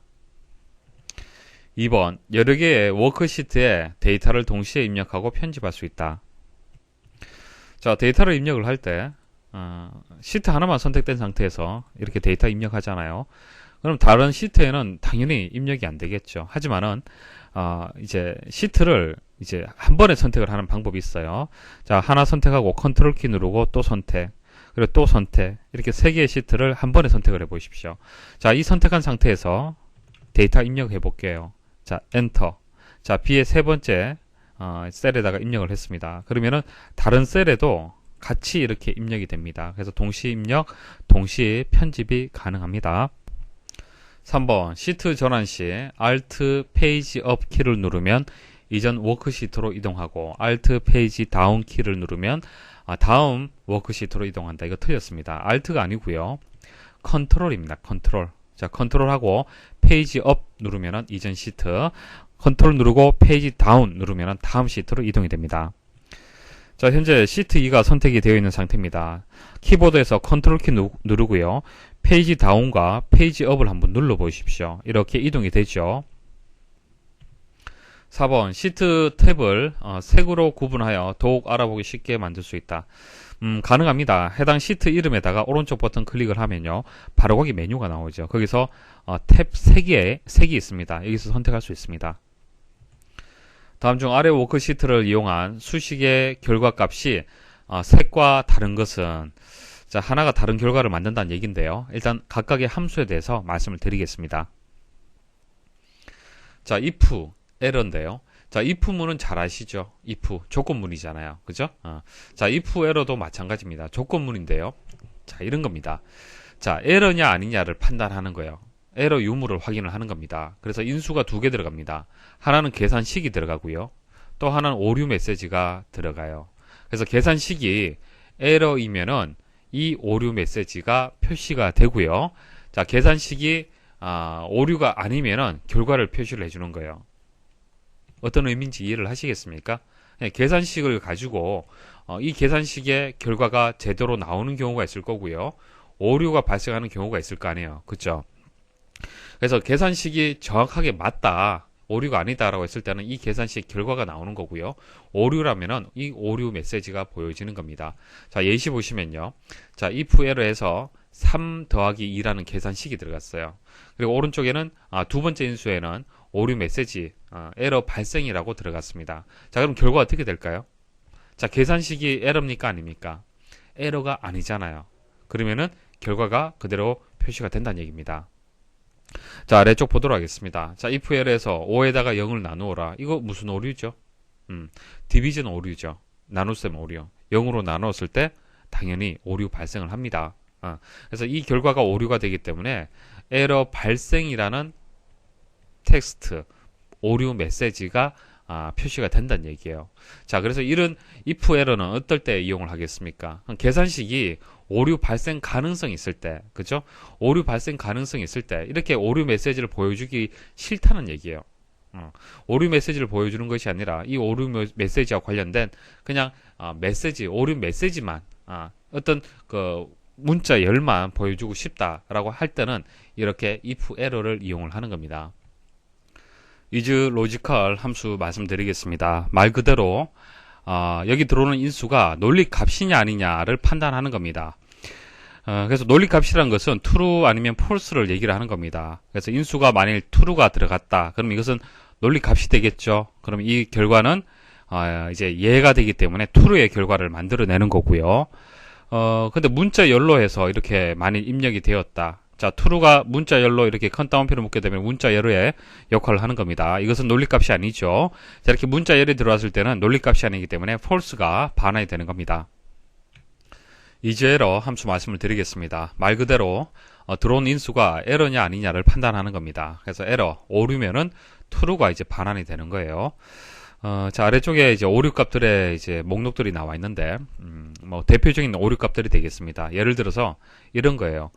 sum 함수, sum은 이제 합을 구하는 함수입니다. 자, 합을 구하는 함수인데, 인수로 들어올 값이 이제 값으로 들어오든지 숫자로 들어오든지 아니면은 셀의 위치값, 셀의 이름이 들어올 수가 있습니다. 근데 셀의 이름이 이렇게 들어왔는데 엉뚱한 값이 들어왔죠. 셀 이름이 아니잖아요. 그죠? 그래서 수식에 사용된 셀의 이름이 틀린 경우에 이런 경우에 이런 수식으로 입력하면은 이런 오류 값이 보여지는 겁니다. 그래서 이 오류 값을 보고 이게 셀의 이름이 잘못되었구나라고 사용자가 이제 판단할 수 있는 것이죠.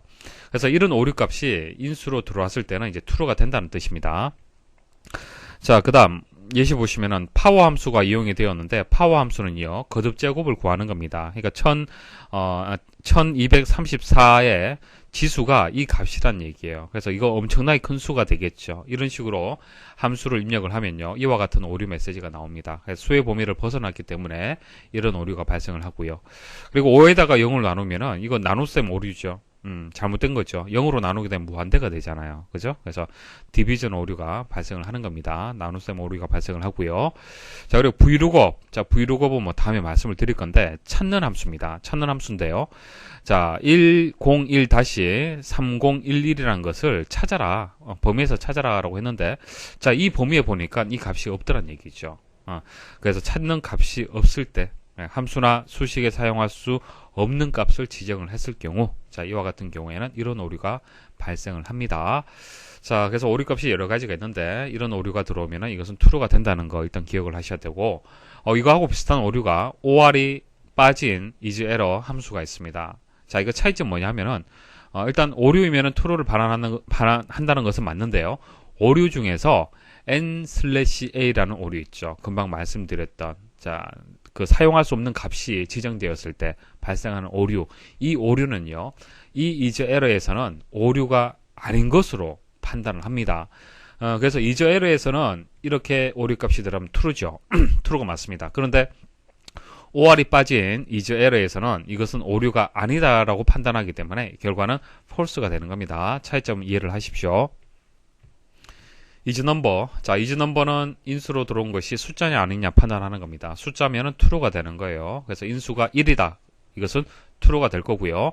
숫자 1이지만 이것을 큰 따옴표로 묶어서 문자 열로 입력이 되었다라면 이것은 false가 되겠습니다. 자, 각각의 보기 한번 보도록 하겠습니다. 이렇게 수식이 여러 가지 함수가 이용이 되었을 때는 이제 괄호 안쪽부터 해서 차근차근 이제 풀이를 하시면 됩니다. 자, isLogical을 먼저 처리를 해야겠네요. 자, 이 세 번째 셀에 있는 값을 보니까, true네요. 그러면은 이것은 true가 되겠죠. 논리값이 맞기 때문에 true가 됩니다. 그래서 이 값이 이제 true가 되고, 그러면 if error에서 이 계산식이 true라는 것은 에러가 아니잖아요. 뭐 true가 됐던 false가 됐던 에러가 아니잖아요. 그죠? 에러가 아니기 때문에 이 값이 그대로 출력이 되는 겁니다. 반환이 되는 거예요. 그래서 결과가 true가 되겠습니다. 자, 그다음 두 번째. 자, isError인데 A의 7번째 셀에 보니까 n/a네요. OR이 빠진 isError에서는 이것은 에러가 아닙니다. 그래서 결과는 false가 되죠. false. 그래서 에러가 아니냐를 판단하기 때문에 false가 됐던 true가 됐던 이것은 에러가 아니죠. 그래서 false가 그대로 출력이 되는 겁니다. 자, 그 다음 isError A의 7번째.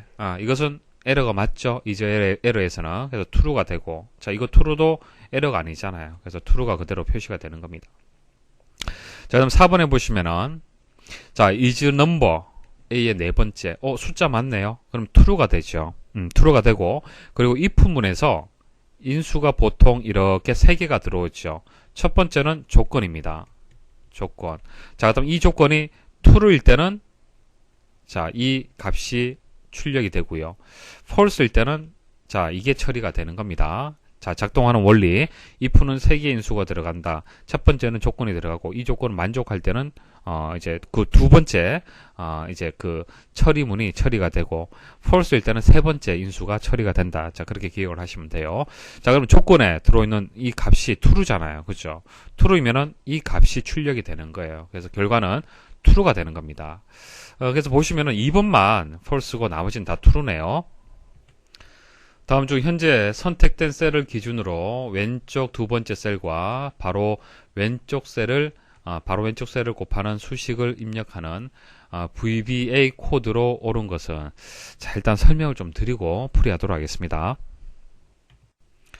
자, VBA가 무엇인지 먼저 설명 좀 드릴게요. VB가 이제 비주얼 베이직을 뜻하는 거고요. 여기서 A가 뜻하는 것이 어플리케이션을 뜻하는 겁니다. 이제 어플리케이션은 이제 엑셀, 뭐 액세스 이런 것들이 이제 어플리케이션이 되는 거예요. 그래서 엑셀이나 액세스에서 사용이 되는 비주얼 베이직, 그것을 VBA라고 얘기를 합니다. 자, 이렇게 VBA, 자, 이 프로그램이 필요한 이유가 엑셀이나 액세스에서 고급 기능, 자, 어떤 프로그램으로 이제 결과를 만들어야 되는 경우, 프로그램을 만들어야 되는 경우, 그럴 경우에 사용하는 이제 언어예요. 그래서 엑셀이나 액세스에서 사용할 수 있는 프로그래밍 언어다, 그렇게 보시면 됩니다. 자, 간단한 문법 하나 설명을 하나 드릴게요. 자, 프로시저라는 단위로 해서 이제 프로그램이 만들어지는데요. 서브하고 엔드 서브, 그러니까 서브라는 것은 시작을 뜻합니다. 이것은 끝을 뜻하는 거예요. 그래서 프로그램이 시작되고 끝을 나타내는 것이 서브와 엔드 서브가 되겠습니다. 그래서 컴퓨터에게 이제 프로그램을 여러분들이 만들어서 인식을 시키려면 시작과 끝을 이렇게 입력을 해줘야만 컴퓨터에서 이해를 하는 겁니다. 자, 그 다음에 들어오는 것이 대한민국이라는 이름이 들어왔네요. 자, 이 프로시저, 이 프로그램의 이름이 되겠습니다. 자, 그 다음 이 프로그램의 내용, 자, 내용은 이렇게 입력을 해주시면 됩니다. 자, 이 내용, 이 프로그램 내용을 제가 한번 설명 한번 드려볼게요. 자, 액티브 셀이란 것은 활성화된 셀을 뜻하는 겁니다. 그러니까 현재 여러분들이 선택한 셀, 자, 여기 보시면은 이렇게 선택을 하면은 까만색 테두리가 표시가 되죠. 이게 액티브 셀이 되는 거예요.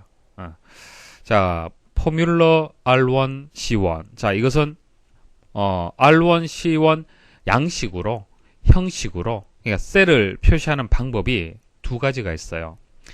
A1 방식이 있고요. R1, C1 방식이 있습니다. 그래서 여기서는 R1, C1 방식으로 해서 대한민국을 활성화된 셀에다가 입력을 해라, 대입을 해라 라는 뜻이 되는 겁니다. 이때 등호가 같다라는 뜻이 될 수도 있지만은 여기서는 오른쪽에, 그러니까 우변에 있는 값을 좌변에다가 대입을 해라 라는 그런 뜻이 되겠습니다. 그래서 대한민국이 활성화된 셀에 대한민국이 이제 입력이 되는 거예요. 형식은 이와 같은 형식으로 R1, C1 형식으로. 자, 그럼 차이점 말씀을 드릴게요. 자, 우리가 보통 셀의 위치를 이제 표시하는 방식이 A1 방식이에요. 자, 행은 숫자, 열은 알파벳. 자, 그래서 이것을 우리는 B의 세 번째 셀이다 이렇게 얘기를 하잖아요. 그죠? 자, 이게 A1 방식이에요. 그럼 R1, C1 방식은 이것은 행도 숫자, 열도 숫자입니다. 그러면 이것을 어떻게 표시를 하느냐? 행은 로우가 되고 열은 컬럼이 되잖아요. 그죠? 그래서 세 번째 행이 되기 때문에 R3 뭐 이렇게 표시하는 경우도 있고요. R3 그 다음에 C 두 번째잖아요. 그죠? 컬럼이 두 번째잖아요. 그래서 C 두 번째. 이렇게 표시를 하는 겁니다. 그래서 이와 같이 두 가지 형식이 있는데 여기서 얘기하는 것은 이제 R1, C1 방식이다. 그렇게 입력을 해라 라는 뜻인데 크게 의미는 없습니다. 여기서는. 자, 그래서 대한민국이라는 값이 활성화된 셀에다가 이제 입력이 되는 거예요. 이 프로그램을 지금 만든 겁니다. 자, 레인지에서 A 두 번째 셀을 선택하라, 셀렉트하라. 그럼 A 두 번째 셀을 선택하게 되는 겁니다. 그러니까 활성화된 셀에다가 대한민국이라고 입력을 하고 셀의 위치를 A 두 번째 셀로 이동하는 프로시저가 되는 겁니다. 자, 이제 답이 2번이 정답인데요. 액티브 셀 점해서 포뮬러 R1, C1 이렇게 되어 있죠. 활성화된 셀에다가 등호에서 우변에 있는 값이 이렇게 대입을 될 수 있도록 하라라는 그런 뜻이 되는 겁니다. 그래서 문제 보시면은 현재 선택된 셀, 자, 현재 선택된 셀이 액티브 셀을 뜻하는 거예요. 액티브 셀을 뜻하는 거고요. 자, 기준으로 현재 선택된 셀을 기준으로 자, 여기서 설명 잘 들으십시오. 왼쪽 두 번째 셀과 바로 왼쪽 셀을 곱하는 수식. 자, 이거와 이거를 곱해라 라는 뜻이 되는 겁니다. 자, 이런 뜻이 되는데 자, 왼쪽 두 번째 셀이 뭐냐면요. 현재 셀에서 왼쪽 하나, 두 번째 셀을 뜻하는 것이죠. 그러면 이게 만일 현재 셀의 그 컬럼 값이 3이면은 그 다음에는 2, 그 다음에 1이 되겠죠. 맞습니까? 그러니까 여기서 선택된 셀이라는 것은 위치를 정확하게 알 수가 없는데 그것을 3이라고 봤을 때는 1이 되는 겁니다. 그럼 1이란 값은 어떻게 구했습니까? 현재 셀에다가 마이너스 2를 하면은 구할 수가 있잖아요. 그래서 왼쪽이라는 이 의미가 컬럼을 마이너스 1로 해주라 라는 뜻이 되는 겁니다. 이해하시겠습니까? 그래서 로우, R은 그대로고 C, 컬럼만 마이너스 2 값을 주는 거예요. 이게 왼쪽 두 번째 셀의 의미를 가지고 있습니다. 자, 그럼 왼쪽 셀은 어떻게 될까요? 왼쪽 셀은 바로 옆에 있는 셀이잖아요. 왼쪽에 있는 셀, 마이너스 1이죠. 그래서 RC 마이너스 1로 값을 주는 겁니다. 그래서 이렇게 R1, C1 형식으로 해서 셀의 위치 값을 표시를 한 거예요. 이게 셀의 주소가 되는 겁니다. 이것을 곱했죠. 그래서 여기서는 2번이 정답이 되겠습니다. 자, VBA 뭐 이런 내용들은 다음에 또 설명을 드릴 겁니다. 엑셀에서 제공하는 아주 강력한 기능, 그게 VBA 기능이 되겠습니다. 다음 중 데이터 정렬 기능에 대한 설명으로 옳지 않은 것은? 정렬 말씀드리겠습니다. 정렬이라는 것은 자료들을 특정한 순서에 따라서 재배열하는 것을 정렬이라고 얘기를 합니다. 보통 우리가 정렬이라고 얘기할 때는 오름차순 그리고 내림차순을 보통 기준으로 해서 정렬을 많이 합니다. 오름차순은 뭡니까? 자, 오름차순은 계단을 올라가듯이 자, 올라가는 것을 생각하시면 됩니다. 그래서 1층, 2층, 3층, 4층. 자, 이렇게 해서 낮은 그 위치에서 높은 순서대로 정렬되는 것이 오름차순. 내림차순은 반대예요. 4, 3, 2, 1.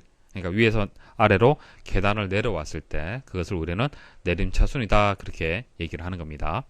그래서 내림차순은 이제 큰 값에서 작은 값으로 이렇게 정렬이 되는 거예요. 그래서 문제가 나올 때는 우리가 공부할 때는 내림차순 기준에서 일단 하나 정리를 해 두십시오. 순서를 정리해 두시면은 오름차순은 어차피 반대가 되잖아요. 그죠? 그래서 기준 하나를 정해서 정렬 순서를 기억을 해야만 문제풀이가 쉽습니다. 자, 정렬 한번 실습을 해보겠습니다. 범위 선택을 한번 해볼게요. 이것은 열 이름이죠. 자, 열 이름을 사실 제외하고 이 데이터만 가지고 정렬을 하는 게 맞죠. 하지만 일단 범위 선택을 다 한번 해보겠습니다. 자, 범위 선택을 다 하고요. 자, 정렬 클릭을 해보겠습니다. 자, 정렬 클릭을 하면요. 내 데이터의 머리글 표시라는 게 있습니다. 내 데이터의 머리글 표시. 지금 현재 제가 범위 선택한 이 데이터에 머리글이 포함이 되어 있죠. 포함이 되어 있을 때는 체크하십시오. 체크하면은 범위가 자동으로 첫 번째 행은 이건 머리글이구나. 정렬할 대상이 아니구나 라는 것을 여기서 체크가 이제 표시가 된 겁니다. 그래서 실제 데이터들만 첫 행을 제외하고 실제 데이터만 이렇게 범위가 선택이 되고요. 자, 그럼 정렬 기준이 첫 번째 이제 그 정렬 기준에 보시면은 열을 선택할 수 있도록 되어 있죠. 합격 여부를 한번 기준해 볼까요? 합격 여부. 자, 그 다음 정렬 기준. 자, 정렬 기준은요. 보통 값이죠. 합격, 불합격이라는 것은 값이잖아요. 그죠? 근데 값 외에도 셀의 색이라든지 글꼴 색, 셀 아이콘을 가지고도 또 정렬할 수 있습니다. 잘 이용하진 않겠죠. 자, 그 다음 오름차순, 내림차순이 있어요. 자, 오름차순 하게 되면 어떻게 됩니까? 값이 점점 커지는 거예요. 그러니까 한글에서도 기역, 니은, 디귿, 리얼 이런 순서 아시겠죠? 그죠? 그게 오름차순이 되는 겁니다. 자, 오름차순 이렇게 정렬해서 결과 한번 보도록 하겠습니다. 자, 확인 버튼 눌러보시면은 데이터가 좀 더 보기 쉽게 오름차순 정렬이 되었네요. 자, 불합격의 비읍 그리고 합격의 히읗. 자, 오름차순 되었기 때문에 기역에 가까운 자, 이거 비읍이 먼저 나오고요. 그 다음 히읗 이런 순서대로 해서 정렬된 겁니다. 이게 오름차순이 되는 거예요. 근데 지금 제가 보여드린 것은 정렬 기준이 하나일 때를 보여드린 거고요. 자, 여기서 추가할 수 있습니다. 기준 추가 클릭을 해서 두 번째 기준. 두 번째 기준을 한번 또 설정을 해 볼게요. 평균값이 평균값을 한번 기준을 한번 해볼게요. 그래서 내림차수를 한번 해볼까요? 내림차수는 이제 큰 값에서 작은 값으로 정렬이 되는 겁니다. 자, 확인 버튼 눌러볼게요. 그럼 어떻게 됐습니까? 일단 1차적인 기준이 그 합격 여부에 대해서 정렬을 했잖아요. 그죠? 자, 이렇게 그룹이 일단 나뉘는 겁니다. 그래서 불합격 중에서 다시 정렬을 하는 거예요. 값들을, 평균값을. 그 다음 합격 중에서도 이렇게 정렬을 하는 겁니다. 그렇기 때문에 내림차순했기 때문에 큰 값에서 작은 값, 큰 값에서 작은 값으로 정렬이 된 겁니다. 이해하시겠죠? 그래서 정렬의 그 기준 추가하는 것은 더 추가를 할 수가 있는데요. 일단은 기본적으로 이제 정렬 기준 한 개는 일단 있어야 돼요. 그래야만 정렬이 되는 겁니다. 아시겠습니까? 자, 그리고 삭제를 할 때는 이렇게 기준 삭제 선택을 하시면 되겠습니다. 자, 그리고 옵션에 가시면은 대소문자를 구분할 수 있는 체크사항이 있습니다. 기본적으로는 정렬에서 기본적으로 알파벳이 있을 때 대소문자 구분 안 합니다. 대문자 A나 소문자 A나 같은 것으로 보고 정렬이 돼요. 하지만은 이것을 체크하면은 대소문자는 구분이 되어서 정렬이 됩니다. 자, 기본적으로는 대소문자 구분하지 않지만은 옵션에서 지정할 수 있습니다. 자, 그리고 방향, 정렬하는 방향, 위에서 아래쪽, 위에서 아래쪽. 자, 지금 현재 위에서 아래쪽으로 정렬이 된 거죠. 자, 합격 여부를 기준해서 정렬을 했잖아요. 그죠? 그러면 합격 여부가 불합격인 것이 이렇게 먼저 위에서 아래쪽으로 이렇게 정렬이 된 거잖아요. 그렇죠? 그래서 위에서 아래로 아래쪽으로 정렬하는 방향이 기본입니다. 하지만 왼쪽에서 오른쪽으로도 정렬할 수 있어요. 이 방향으로. 그러니까 항목을 기준해서, 그러니까 열을 기준해서 또 정렬을 할 수가 있습니다. 보통은 행을 기준해서 정렬을 하잖아요. 그죠? 자, 그리고 정렬하는 방식이 오름차순, 내림차순만 있는 것이 아니고요. 사용자 지정 목록이라는 것도 있습니다. 사용자 지정 목록에서는 뭐 썬데이, 먼데이 이런 식으로 오름차순, 내림차순이 아니라 우리가 알고 있는 높고 낮음의 어떤 기준이 있잖아요. 그죠? 이런 것들도 선택을 할 수 있습니다. 자, 정렬해서 시험에 나오는 것들 정리를 좀 해드리겠습니다. 정렬 대화 상자를 보시면은 내 데이터의 머리글 표시. 자, 이거 체크를 하게 되면은 선택된 첫 행은 정렬에서 제외가 된다. 자, 이거 정렬에서 제외가 된다는 뜻이고요. 정렬 기준. 자, 이 정렬 기준이 값, 뭐, 셀의 색, 글꼴색, 셀 아이콘 이렇게 있죠. 자, 이런 기준이 있다는 거 기억을 하시고요.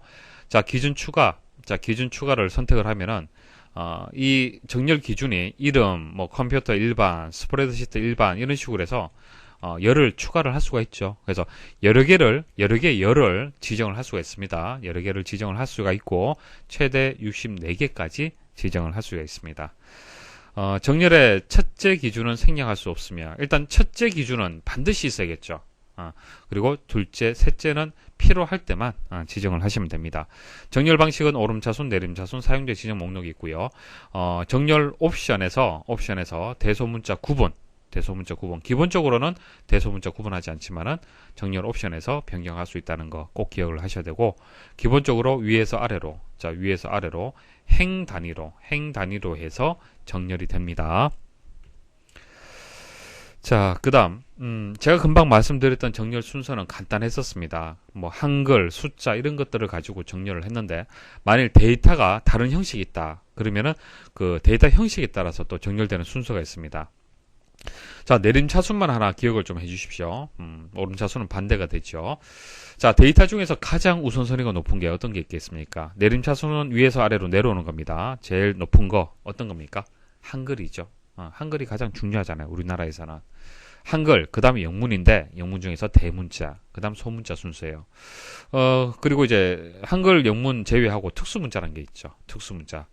그 다음 순서고 이제 문자가 끝났죠. 남는 것은 숫자가 남았습니다. 그래서 요 순서 일단 꼭 기억을 하시고 마지막에 들어가는 것은 공백, 빈 셀이 비워져 있는 경우 그건 마지막에 들어가요. 마지막. 근데 이 마지막의 의미가 내림차순에서 마지막이기도 하고요. 오름차순일 때도 마지막이에요. 그러니까 공백은 정렬 순서, 오름차순, 내림차순 상관이 없이 항상 마지막에 정렬이 돼요. 왜냐하면 이 데이터는 의미가 없잖아요. 그렇죠? 그래서 제일 끝으로 보내버리는 거예요. 내림차순이 되었든 오름차순이 되었든. 그래서 시험에는 이 순서 나옵니다. 자, 이 순서 나오기 때문에 꼭 기억을 하셔야 되고 어렵게 출제가 된다라면은 오류값하고 논리값의 그 정렬 순서가 어떻게 되느냐라는 것도 나옵니다. 자, 이것은 한글 앞쪽에 있습니다. 오류값하고 논리값은 앞쪽에 있다라는 거 기억하시고. 자, 그다음 문자 중에서 공백으로 시작하는 문자가 있을 수가 있겠죠. 스페이스바 주고 뭐 이런 식으로 되어 있는 문자. 자, 이것은 특수 문자하고 숫자 사이에 위치합니다. 기억을 하세요. 공백으로 시작하는 문자는 여기 나와 있는 문자 이 다음에 숫자 앞에 위치하는 겁니다. 자, 그래서 순서를 기억을 하십시오. 내림차순 기준에서 한글 다음에 영문이잖아요. 그죠? 한영, 특수 기억을 하시면 되겠습니다. 자, 그리고 정렬해서 어려워하는 내용 한 가지만 마지막으로 말씀을 드릴게요. 원칙적으로 숨겨진 행이나 열에 있는 데이터는 정렬에 포함되지 않습니다. 자, 행과 열을 숨김 처리할 수가 있습니다. 지금 보시면은 그 행들이 다 표시가 되는데 여기서 숨김 처리 한번 해볼게요. 자, 이 5번째 행을 숨김 처리 해볼게요. 일단 복사해서 숨긴 데이터가 어떤 것인지 일단 눈으로 볼 수 있도록 제가 이제 복사를 했습니다. 자, 그리고 이것을 숨김 처리해 볼게요. 화면에 보이지는 않지만 실제 데이터는 존재하는 겁니다. 숨김 처리하는 것은. 자, 행을 선택을 하고 오른쪽 버튼 클릭, 숨기기 선택하시면 돼요. 화면에 보이지는 않죠. 자, 그런데 정렬을 많이 해본다. 자, 정렬을 한번 해볼게요. 자, 정렬에 가서 간단하게 하겠습니다. 자, 합격 여부 말고 자, 이름 순서대로 한번, 자, 내림차순 한번 정렬을 해볼게요. 자, 확인 버튼 한번 눌러보겠습니다. 자, 확인 버튼 누르면은 현재 보여진 데이터를 가지고 이렇게 정렬이 되었습니다. 정렬이 되었어요. 자, 그리고 지금 이 숨겨진 이 데이터가 만일 숨겨져 있지만은 제가 범위를 선택을 했잖아요. 그죠? 그 범위에 포함이 되잖아요. 그죠? 그럼 정렬이 될까요? 안 될까요? 자, 정렬이 됐는지 안 됐는지 확인하는 방법은요. 자, 네 번째하고 여섯 번째 이 사이 다섯 번째 행이 지금 순견 처리가 되었기 때문에 다섯 번째 행이 보이지가 않는 겁니다. 그래서 네 번째하고 여섯 번째를 블럭을 선택을 하십시오. 범위 선택하고 오른쪽 버튼 클릭, 숨기기 취소 하면은 그 자리에 다섯 번째 행에 조금 전 숨김 처리했던 데이터 그대로 표시가 되는 거예요. 만일 이게 정렬이 되었다라면 이 위치가 맞습니까? 이 위치가 아니죠. 강은 이쪽 부위에다가 이 부분에다가 정렬이 되는 게 맞을 겁니다. 그래서 결론은 정렬이 안 됐다는 얘기예요. 이해하시겠습니까? 행도 마찬가지, 열도 마찬가지입니다. 숨김 처리한 것은요, 정렬이 안 되기 때문에 혹시 숨김 처리한 행이나 열이 있을 때는 숨김을 다시 표시를 해줘야 돼요. 표시를 하고 그 다음 정렬을 해야 되는 겁니다. 자, 그런데 하나만 더 말씀을 드릴게요. 금방 제가 행을 숨겼잖아요. 그죠? 그럼 열을 숨기고요. 한번 정렬을 해볼까요? 자, 보세요. 이거 한번 숨김 처리해 보겠습니다. 일단 복사해서 오른쪽에 그대로 하나 복사해서 두도록 하겠습니다. 하나 복사해서 두도록 하고 이거 숨김 처리를 해볼게요. 자, 했어요. 그리고 한번 정렬해 보겠습니다. 정렬해서 이름 순서대로 해서 오름차순 한번 정렬을 해볼게요. 자, 그러면 오름차순 정렬을 했다라면은 분명히 스프레드시트 이 값이 순서가 바뀌어야 되겠죠. 자, 범위 선택을 하고 C하고 E 사이에 있는 열을 한번 숨기기 취소해 보겠습니다. 보시면 어떻게 되었습니까? 바뀌었네요. 데이터가 바뀌었어요. 데이터가 바뀌었다는 얘기는 정렬이 되었다는 얘기입니다. 자, 그죠? 자, 근데 제가 좀 전 말씀드렸을 때는 숨겨져 있는 행과 열은 정렬되지 않는다라고 말씀을 드렸어요. 그죠? 자, 그런데 예외가 있습니다. 어떤 경우냐 하면은 지금 제가 정렬하는 기준이 뭡니까? 자, 좀 어려운 내용인데, 자, 이거 확실하게 정리하시면 문제풀이에 굉장히 많이 도움이 될 거고요. 이런 내용은 출판된 교재라든지 다른 강의에서는 설명이 없습니다. 지금 제가 정렬한 기준이 위에서 아래쪽으로 행 기준에서 정렬했죠. 행 기준. 그죠? 행 기준. 그러니까 행을 숨기고요. 행 기준에서 정렬을 했을 때는 그것은 정렬이 안 됩니다. 근데 지금 제가 숨긴 게 뭡니까? 행입니까? 열입니까? 열을 숨겼잖아요. 열을 숨기고 행 기준에서 정렬을 했잖아요. 그때는 정렬이 돼요. 자, 그리고 반대로 행을 숨기고요. 그리고 정렬할 때 만일 왼쪽에서 오른쪽, 그러니까 열 기준에서 정렬을 하게 되면은 그때는 또 정렬이 됩니다. 자, 어려운 내용인데 일단은요. 원칙적으로 숨겨진 행이나 열에 있는 데이터는요. 정렬에 포함되지 않습니다. 일단 그거 기억을 하십시오. 이거 기억하시고요. 근데 문제가 어렵게 출제되는 경우가 있어요. 그럴 때는 이 내용들도 여러분들 알고 있어야 됩니다. 그러니까 행을 정렬할 때 일반적으로 행을 기준에 정렬을 합니다. 행을 정렬을 할 때 숨겨진 행에 있는 데이터는 정렬 안 됩니다. 맞죠? 원칙적으로 안 된다고 말씀드렸잖아요. 하지만은 행을 정렬할 때 숨겨진 행이 아니라 열일 때는 데이터가 정렬이 됩니다. 그리고 열을 정렬할 때, 행이 아니고 열을 정렬할 때 숨겨진 열은 정렬 안 됩니다. 그러니까 이렇게 행 이렇게 정렬될 때는 정렬이 안 돼요. 원칙적으로 안 되는데 행, 행 자, 이럴 때는 정렬이 된다는 겁니다. 보기 보겠습니다. 1번 원칙적으로 숨겨진 행이나 열에 있는 데이터는 정렬에 포함되지 않는다. 이거 맞죠? 2번 정렬은 기본적으로 왼쪽에서 오른쪽으로 열 단위로 정렬된다. 이거 반대로 얘기했네요. 위에서 아래로 행 단위죠. 행 단위. 3번이 정답이 되고 영문자는 대소문자를 구분하여 정렬할 수 있다. 가능하죠. 옵션에서 지정할 수 있습니다. 빈셀은 오름차순, 내림차순 정렬 방법에 상관없이 항상 가장 마지막. 자, 빈셀은 의미가 없기 때문에 제일 마지막에 정렬이 됩니다.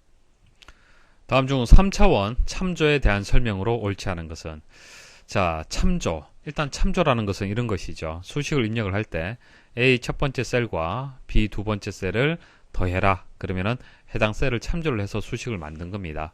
근데 3차원 참조라는 것이 이제 나왔는데 3차원 참조라는 것은 여러 시트의 동일한 셀 데이터나 셀 범위 데이터에 대한 참조를 얘기를 하는 겁니다.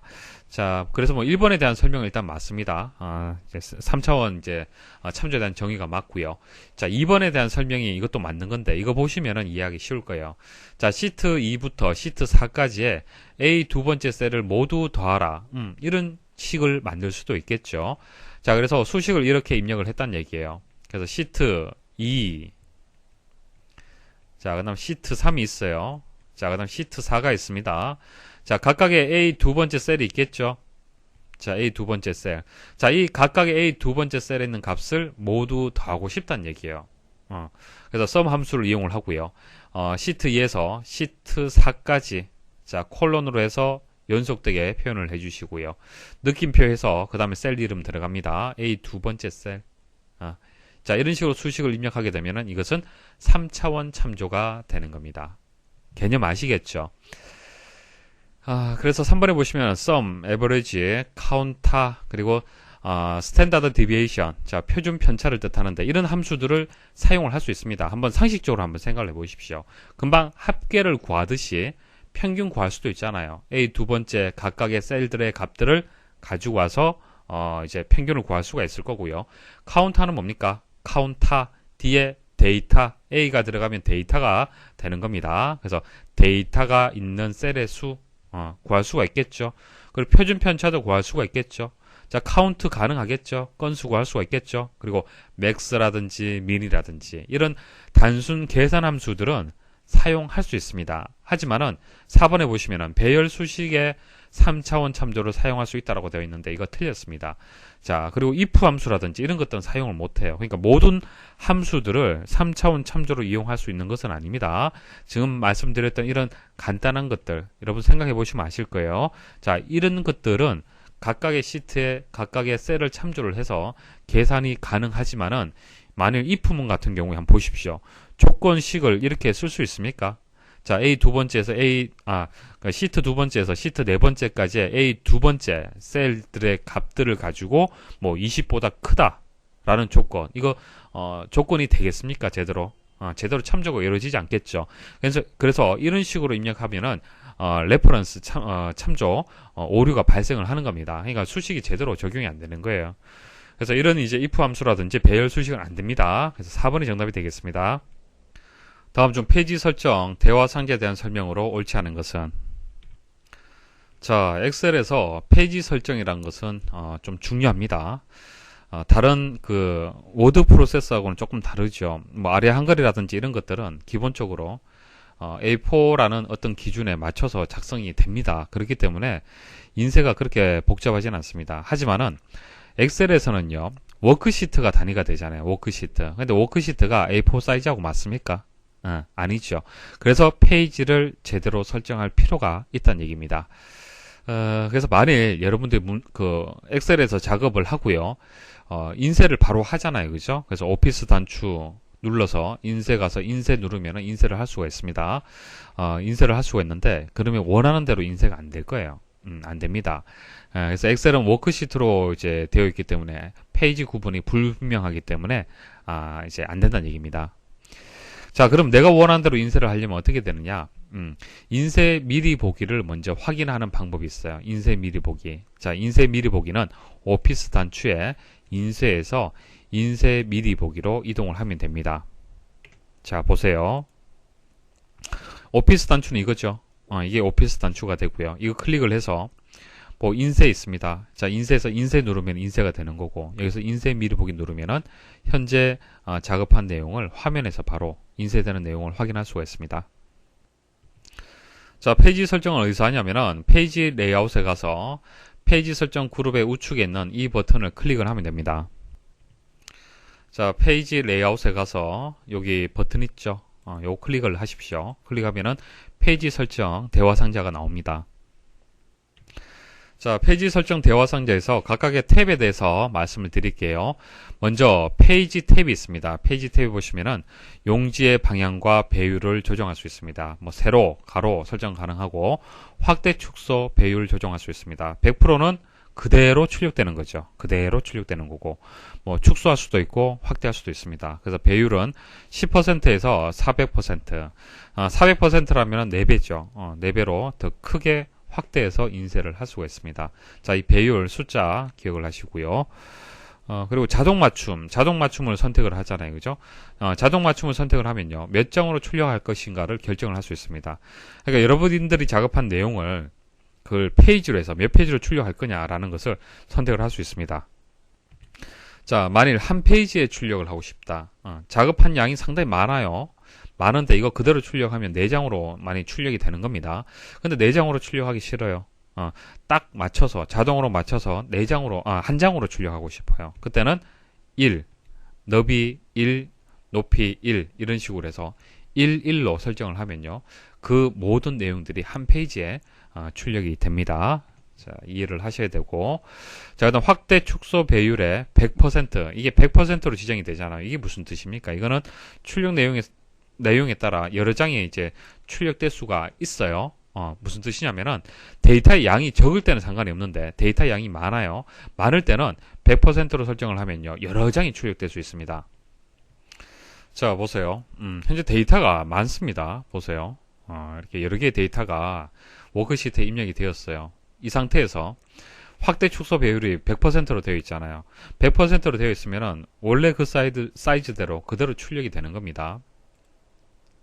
자, 인쇄 미리 보기 보시면은 아래쪽에 보시면은 그 페이지 수가 표시가 되어 있죠. 4페이지 중에서 1페이지다라고 표시가 되어 있습니다. 그러니까 총 4페이지에 출력이 되는 거예요. 그래서 아래쪽에 내려보시면은 두 번째 페이지, 그 다음 아래쪽 내려보시면은 세 번째 페이지, 자, 그리고 네 번째 페이지가 되는 겁니다.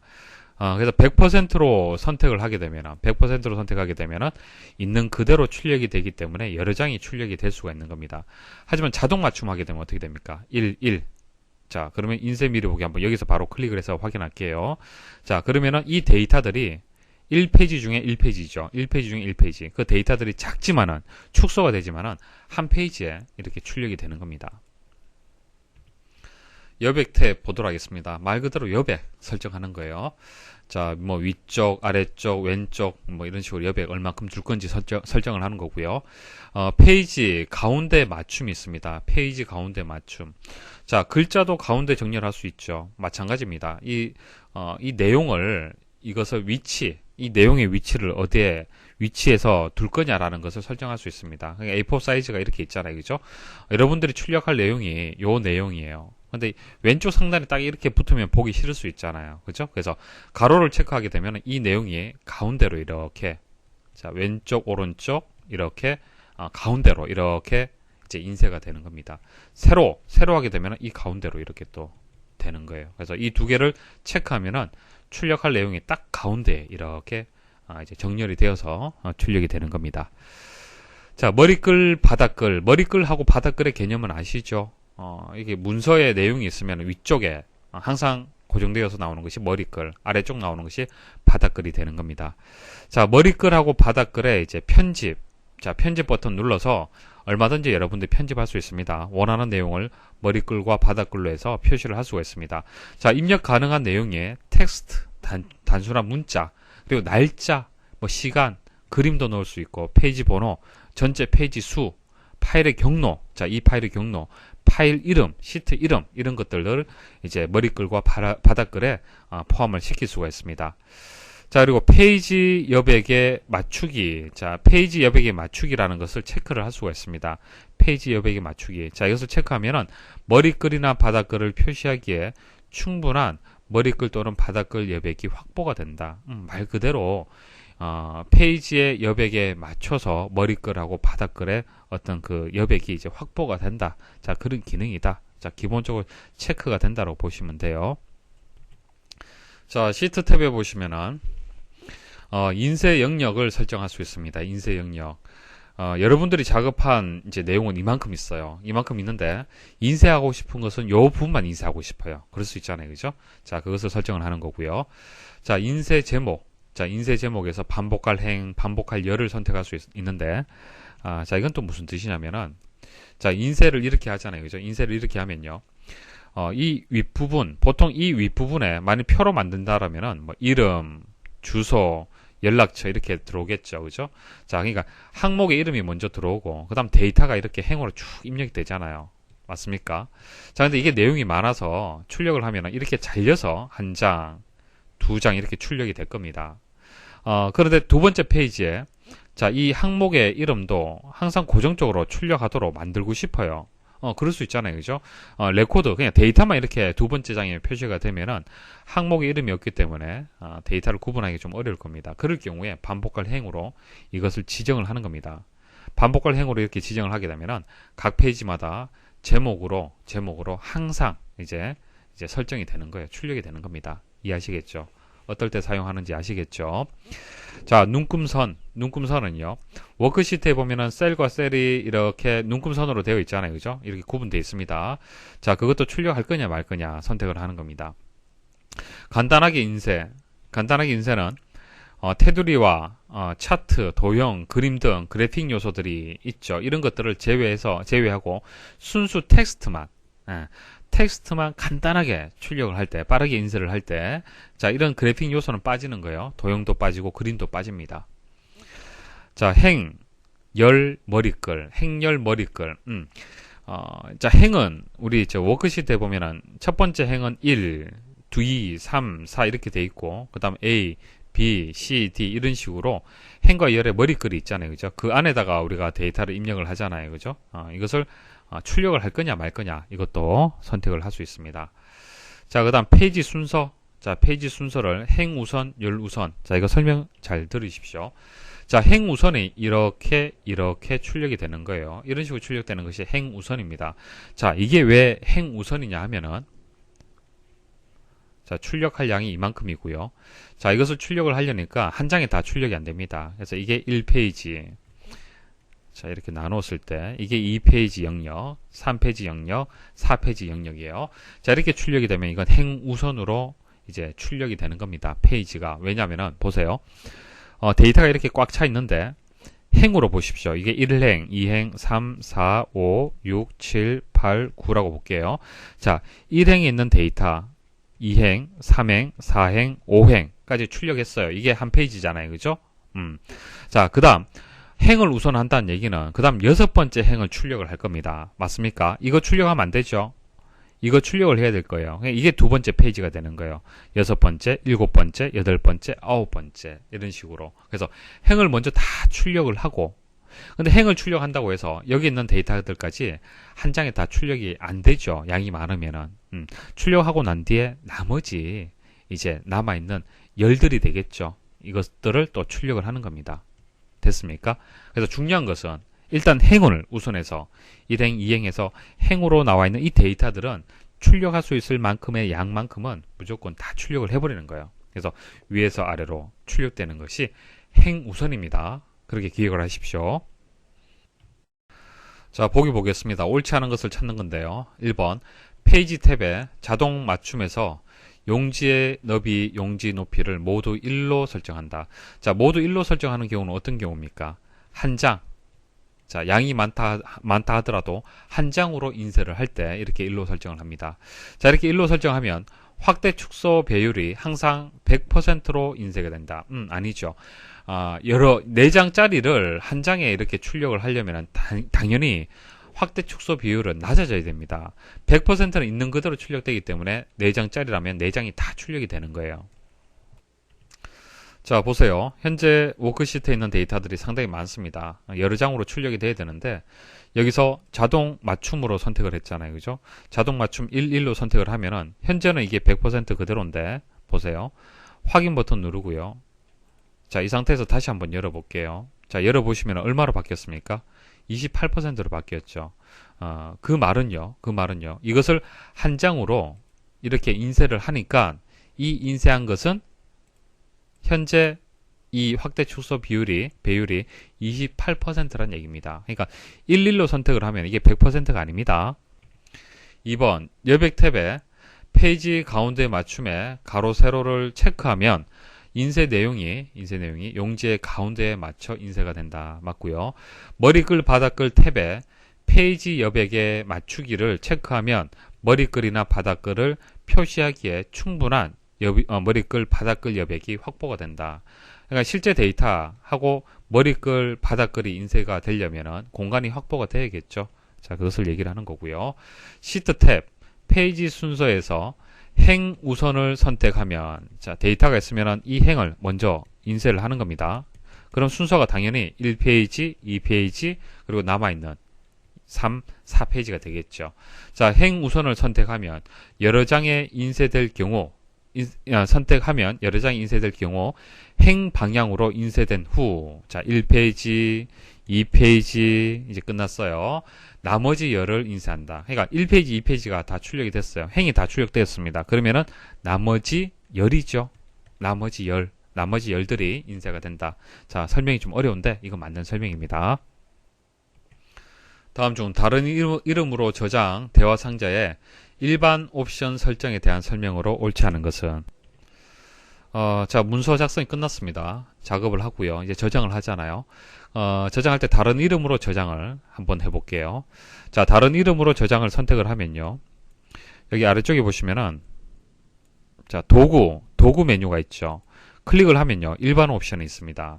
자, 선택을 해보십시오. 선택을 하면요. 일반 옵션에서, 자, 백업 파일을 항상 만들기를 체크하게 되면 백업 파일이 만들어질 거고요. 그 다음, 이 파일을 공유하는 데 있어서 암호를 설정할 수 있습니다.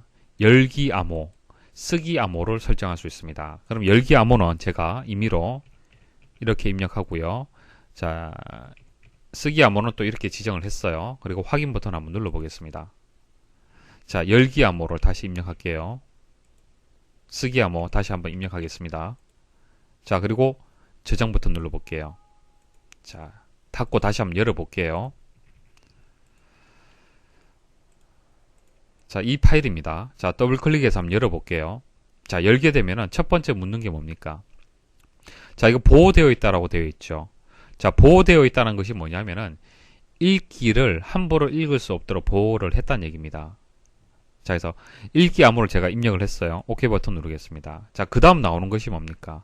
자, 이것은 쓰기 보호를 이제 쓰기 보호, 그러니까 쓰기 암호가 설정이 되어 있는 겁니다. 그래서 만일 여기서 암호를 모르잖아요, 그죠? 쓰기 암호라는 것은 내용을 바꾸는 거예요. 그 암호를 모르게 되면 읽기 전용으로 열어야 됩니다. 읽기 전용. 자, 이것은 읽기 전용입니다. 내용을 이렇게 수정을 하잖아요. 자, 쓰기 암호를 모르잖아요, 그죠? 모르는 상태에서 읽기 전용을 열었기 때문에 저장 누르면요, 에러 메시지가 나옵니다. 이것은 읽기 전용이다. 그래서 저장할 수 없다라는 그런 메시지가 나옵니다. 자, 이것을 저장을 하려면은 다른 이름으로 저장을 해야 됩니다. 다른 이름으로. 그래서 지금 현재 이 이름이 아니라 다른 이름으로 저장을 하면 되는 겁니다. 그렇기 때문에 이 파일은 수정할 수 없는 겁니다. 쓰기할 수 없는 거예요. 보기 보겠습니다. 1번 백업 파일 항상 만들기는 통합 문서를 저장할 때마다 백업용 복사본을 저장한다. 이거 맞는 설명입니다. 백업 파일이 만들어지는 거고요. 2번 열기 암호는 파일을 보다 안전하게 보호하기 위해 일반적으로 사용되는 방법으로 통합 문서를 열 때마다 암호를 확인한다. 맞습니다. 파일을 열게 되면 열기 암호를 입력을 해야만 내용을 열 수가 있습니다. 3번 쓰기 암호는 열기 암호가 함께 설정되어 있어야 하며, 이거 틀렸습니다. 제가 조금 전 보여드릴 때는 같이 이제 설정을 해서 설명드리기 위해서 그렇게 설정을 한 거고요. 열기 암호만 설정할 수도 있고 쓰기 암호만 설정할 수 있습니다. 그래서 각각에 대해서 따로 설정을 할 수 있다라고 설명을 해야 되는데 잘못되었고요. 자, 그리고 저장할 때마다 암호를 확인한다. 이거 아닙니다.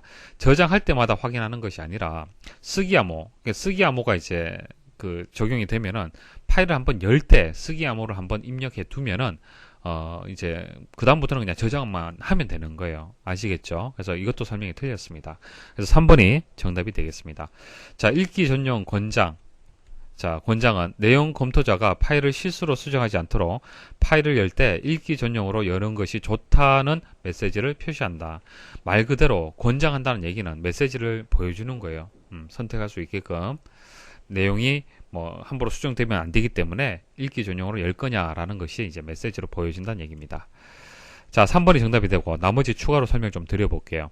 자, 암호는 대소문자를 구분하며 문자, 숫자, 기호 등을 포함하여 지정할 수 있습니다.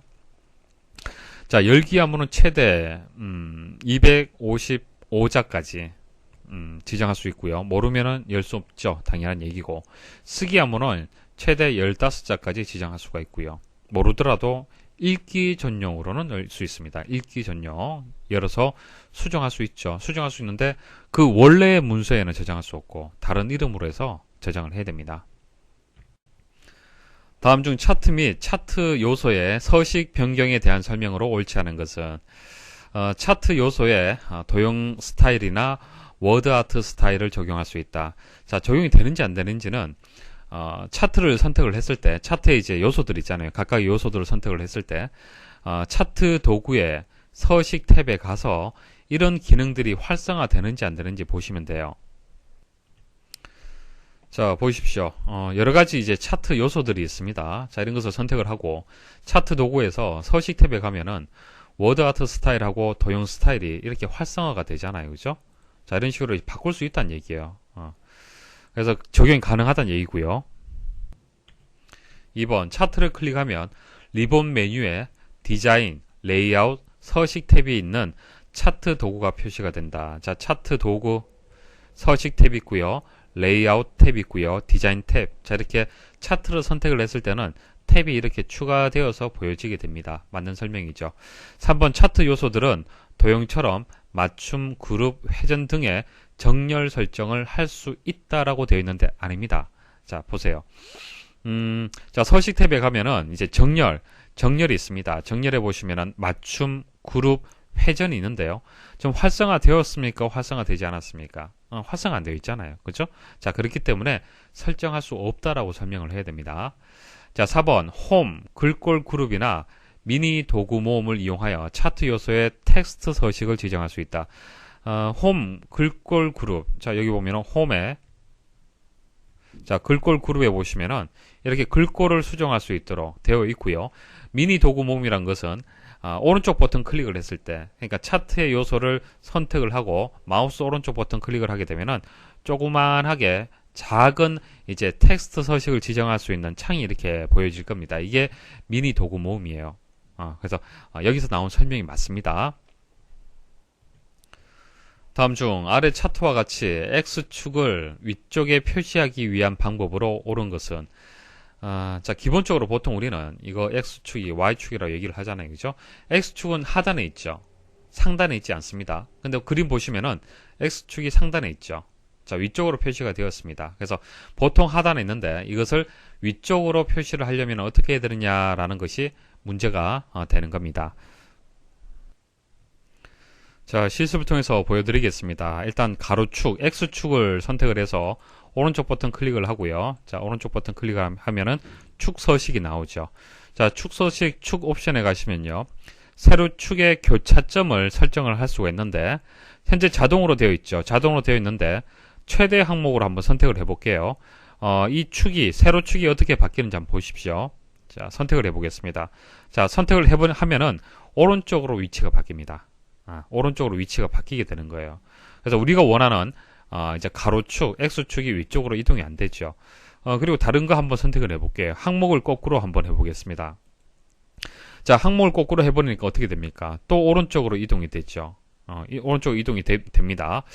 그래서 체크를 해제를 해보시면 또 원래대로 돌아오지만은 이제 두 가지 이제 설정 방법은 잘못됐다는 얘기예요. 그러니까 가로축을 이제 X축을 위쪽으로 올리기 위해서 가로축의 이제 축 서식에 가서는 설정이 안 되고요.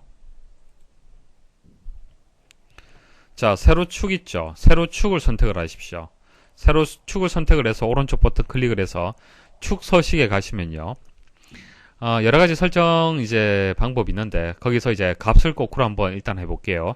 자, 체크를 하시면은 맞는 것 같지만은 무언가 잘못되었습니다. 보시면은 왼쪽에 값들이 보십시오. 0, 20, 40 밑에서부터 올라가야 되는데 거꾸로 되어 있죠. 그냥 값이 전부 거꾸로 설정이 되는 겁니다. 그래서 이게 잘못된 거고요. 정확하게 하시려면은 가로축의 교차 부분, 자, 가로축은 이거지 않습니까? 자, 가로축의 이제 교차를 축의 최대값으로 설정을 하시면 돼요. 축의 최대값. 축의 최대값은 뭡니까? 여기서 120이잖아요. 그러면은 자, 이 가로축이 교차되는 지점이 어디로 가냐면은 위쪽으로 이동이 된다는 얘기입니다. 자, 우리가 원한 결과가 이제 만들어졌죠. 자, 그래서 다시 정리를 해드리면요. 가로축을 위쪽으로 이렇게 이동을 하려면은 가로축에서 축 서식을 설정을 해서는 안 됩니다. 안 되고요. 자, 세로축에서 설정을 해야 되는데, 세로축에서 이제 최대 값에 맞춰서 이렇게 가로축이 되도록, 교차가 되도록 해야 됩니다. 그래서 축의 최대 값을 설정을 해줘야만 제대로 원하는 결과가 만들어집니다. 다음 중 틀 고정 기능에 대한 설명으로 옳지 않은 것은, 자, 엑셀에 있는 틀 고정 기능 말씀을 드리겠습니다. 데이터량이 많을 경우 특정한 범위에 열 또는 행을 고정시켜 셀 포인트의 이동과 상관없이 화면에 항상 표시할 수 있도록 하는 기능이다. 자, 현재 보여지는 이 데이터가 양이 많죠. 양이 많을 때는 지금 첫 번째 행이 고정이 되지 않았기 때문에 아래쪽으로 내리면요, 첫 번째 행은 보여지지 않습니다. 그래서 이 데이터가 정확하게 어떤 의미를 가지고 있는지, 이게 무슨 값인지 알 수가 없죠. 그래서 첫 번째 행을 고정시키면 좋을 것 같아요. 자, 그리고 첫 번째 행하고요, 그 첫 번째 열을 같이 한번 고정을 해 볼게요. 자, 이렇게 고정을 할 때는요, 첫 번째 행의 바로 아래쪽에 선택을 하시고요, 그 다음 첫 번째 열 있죠. 이 열의 오른쪽을 선택을 하시면 돼요. 그래서 첫 번째 행의 아래쪽, 자, 첫 번째 행의 아래쪽, 첫 번째 열, 이것을 고정하고 싶다. 그러면은 요 교차되는 부분 있죠. 요 부분, 여기에다가 셀을 위치시키시면 됩니다. 자, 위치시키시고 보기에 가서, 창에 가서 틀 고정에서 틀 고정 선택을 하시면 돼요. 자, 이렇게 선택하시면요, 내리잖아요. 그죠? 이렇게 아래쪽으로 내리면은, 이제 이 첫 번째 행과 첫 번째 열이 고정이 되어서 항상 화면에서 보여집니다. 보여지기 때문에, 이 데이터가 어떤 데이터라는 것을 쉽게 판단할 수가 있는 거예요. 그래서 이렇게 데이터가 많을 때는 유용한 기능이 되겠습니다. 자, 그리고, 자, 만일 이 상태에서 출력을 하면 어떻게 될까요? 자, 이것만 출력이 될까요? 보세요. 어떻게 될까요? 자, 인쇄 미래 보기 보시면은 화면에서 보여지는 거와는 다르게 전체 데이터가 출력이 돼요. 전체 데이터. 그러니까 첫 번째 행부터 해서 다 출력이 됩니다. 지금 보여지는 것은 넘버가 19잖아요. 그죠? 그래서 화면에 보여지는 거고요, 출력되는 것하고는 다릅니다. 틀 고정은요, 화면에서 보여지는 것만 이제 다르게 보여지도록 설정을 한 것이지 출력하고는 상관이 없어요. 시험에 나옵니다. 기억하시고요. 그리고 만일 틀 고정을 취소하고 싶다. 그러면 틀 고정 취소 선택을 하시면 됩니다.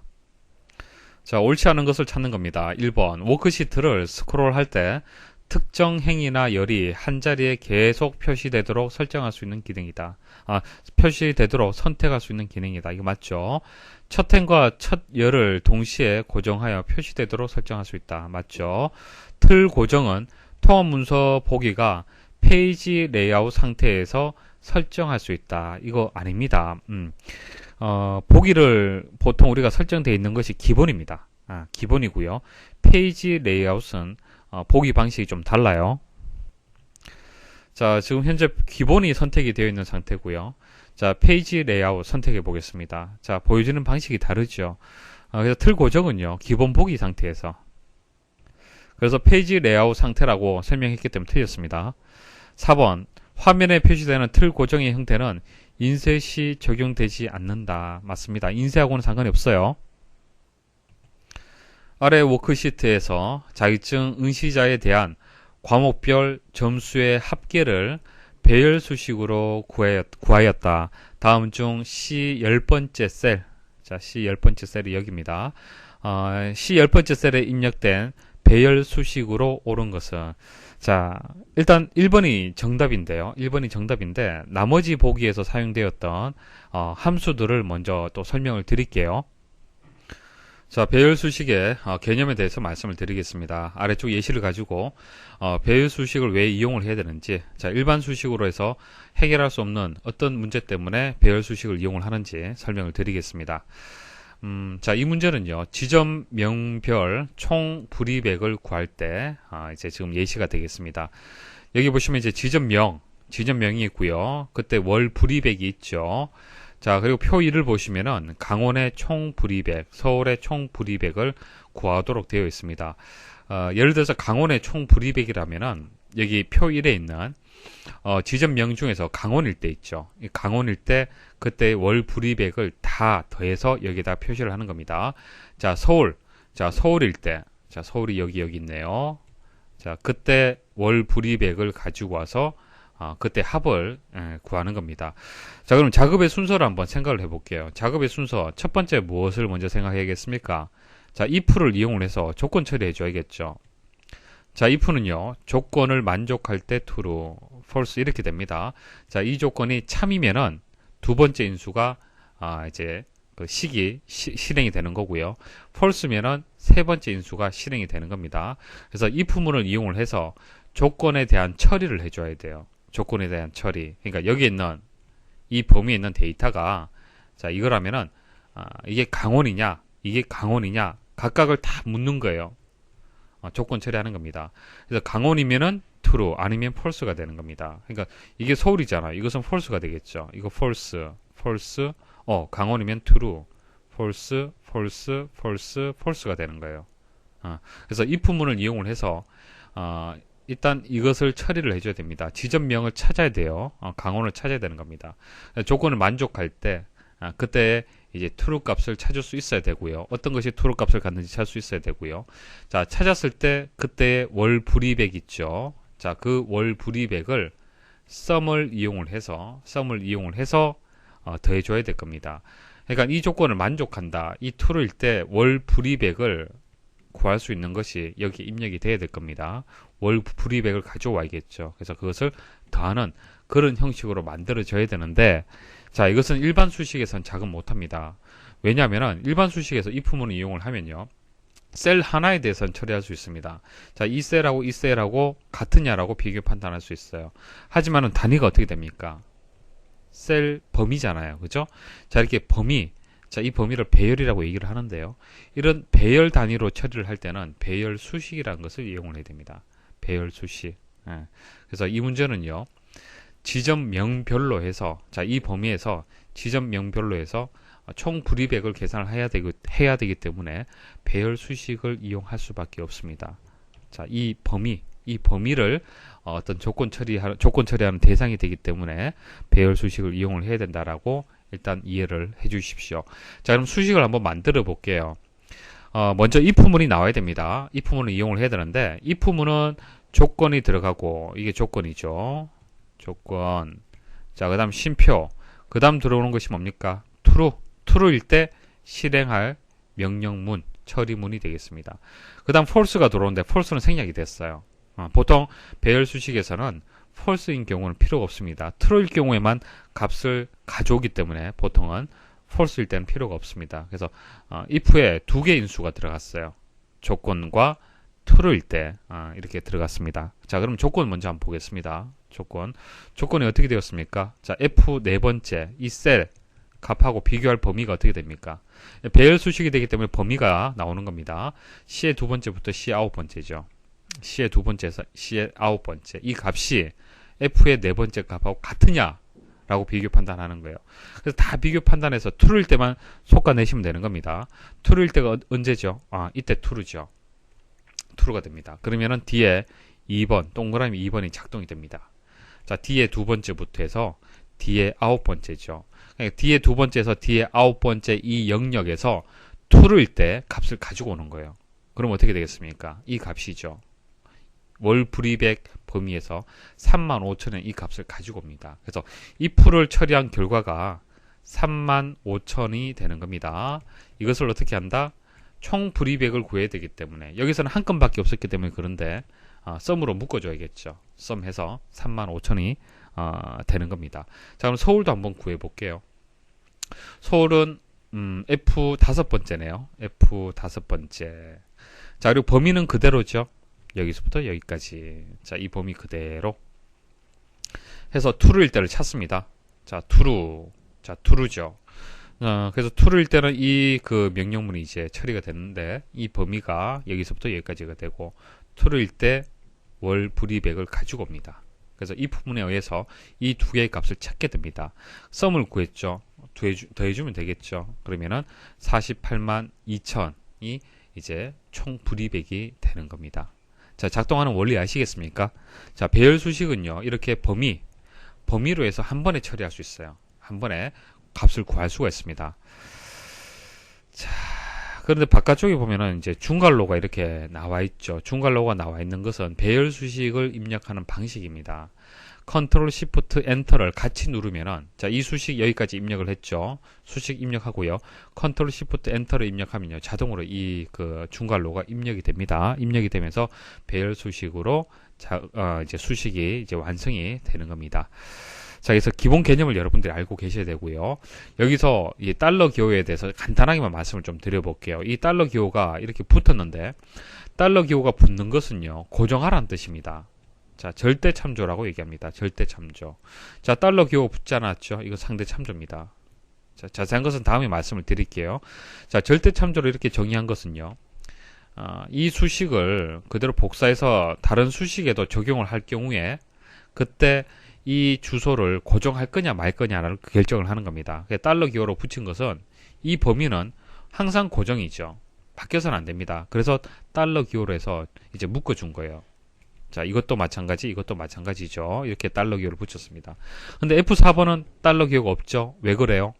자, 이거 아래쪽으로 내리게 되면은, 자, F4가 F5로 바뀌게 됩니다. 셀의 위치 값이. 그래야만 서울에 대한 데이터를 구할 수가 있잖아요. 그렇죠? 그래서 이것은 묶지 않습니다. 그래서 F4로 그대로 둔 겁니다. 자, 이거 절대 상대 참조는 다음에 다시 말씀을 드릴 겁니다. 모두 함수 설명을 드리겠습니다. 모두 함수는 나머지를 구하는 함수입니다. 자, 우리 나눗셈을 하게 되면은 목을 구할 수도 있고 나머지를 구할 수도 있잖아요. 그때 나머지를 얘기를 하는 겁니다. 5 나누기 2를 하게 되면은 그때 목이 2가 되고 나머지가 1이 되죠. 그래서 그때 이제 5를 우리는 피제수라고 얘기하고 나누는 값을 이제 제수라고 얘기를 합니다. 그래서 인수가 두 개가 필요해요. 자, 피제수하고 제수가 필요합니다. 여기서는 5가 되고 2가 되겠네요. 그래서 모두 해서 5,2 하게 되면 1값이에요. 1이 됩니다. 로우 함수 말씀을 드릴게요. 자, 로우 함수에다가 인수가 셀이 이렇게 들어가면요, 그 셀에 이제 행번호, 로우가 행을 뜻하는 거잖아요. G3 셀이라면은 이 3이 뜻하는 게 행을 뜻하는 것이죠. 그래서 결과가 3이 되는 겁니다. 자, S가 붙어서 이렇게 로스가 되면은, 복수가 되면요, 범위가 들어갑니다. 범위. 인수가 범위가 F 두 번째부터 F 네 번째. 그러면 F가 뭐 F 두 번째가 여기 있고, 뭐 G 네 번째가 만일 뭐 여기 있다 가정을 할게요. 자, 그럼 이게 행이 두 번째가 되고, 이건 행은 네 번째가 되겠죠. 그래서 2행에서 4행까지입니다. 그러면 그때 이제 행의 개수가 반환이 되는 거예요. 행의 개수. 그래서 2, 3, 4가 되기 때문에 3이 되는 겁니다. 자, 보기에서 2번, 3번, 4번은 이제 엉뚱한 수식입니다. 배열 수식하고는 상관이 없고요. 잘못되었고요. 자, 1번만 정확하게 이해를 하시면 됩니다. 자, 일단 여기 C의 10번째 셀에 있는 값을 구하는 겁니다. 과목이 1과목일 때 그때의 점수의 합계를 구해야 됩니다. 자, 그럼 범위가 여기서부터 여기까지가 이제 대상, 조건 판단할 범위가 될 겁니다. 그래서 1과목이냐 아니냐를 판단해야겠죠. 자, 1과목일 때 true가 될 겁니다. 1과목. 그때 점수를 가지고 와야겠죠. 점수를 가지고 와서 이것을 sum으로 묶어주면 됩니다. 그래서 바깥쪽에 sum, 안쪽에는 if 함수가 들어가는 구조 머리에 두셔야 되고요. 그럼 if의 조건을 한번 보겠습니다. 조건 어떻게 될까요? 여기서부터 여기까지, b의 두 번째부터 b의 7번째 셀까지의 이 범위하고 b의 10번째 1과목하고 조건 판단하는 겁니다. 자, 그럼 true일 때 뽑아내지겠죠. true일 때 뽑아내지는데, 그때 뽑아내는 값은 C의 두 번째부터 C의 7번째 값. 자, 그때 점수 값을 가지고 온다는 얘기입니다. 그러면 60, 1과목일 때 90, 80이 되겠죠. 이거 다 더하게 되면 230이 된다는 얘기입니다. 그래서 정답이 되는 것은 1번이 되겠습니다. 자, 그래서 배열 수식의 가장 기본이 sum if예요. 꼭 기억을 하십시오. 자, 여기까지 해서 기출문제 풀이를 마치도록 하겠습니다. 수고하셨습니다.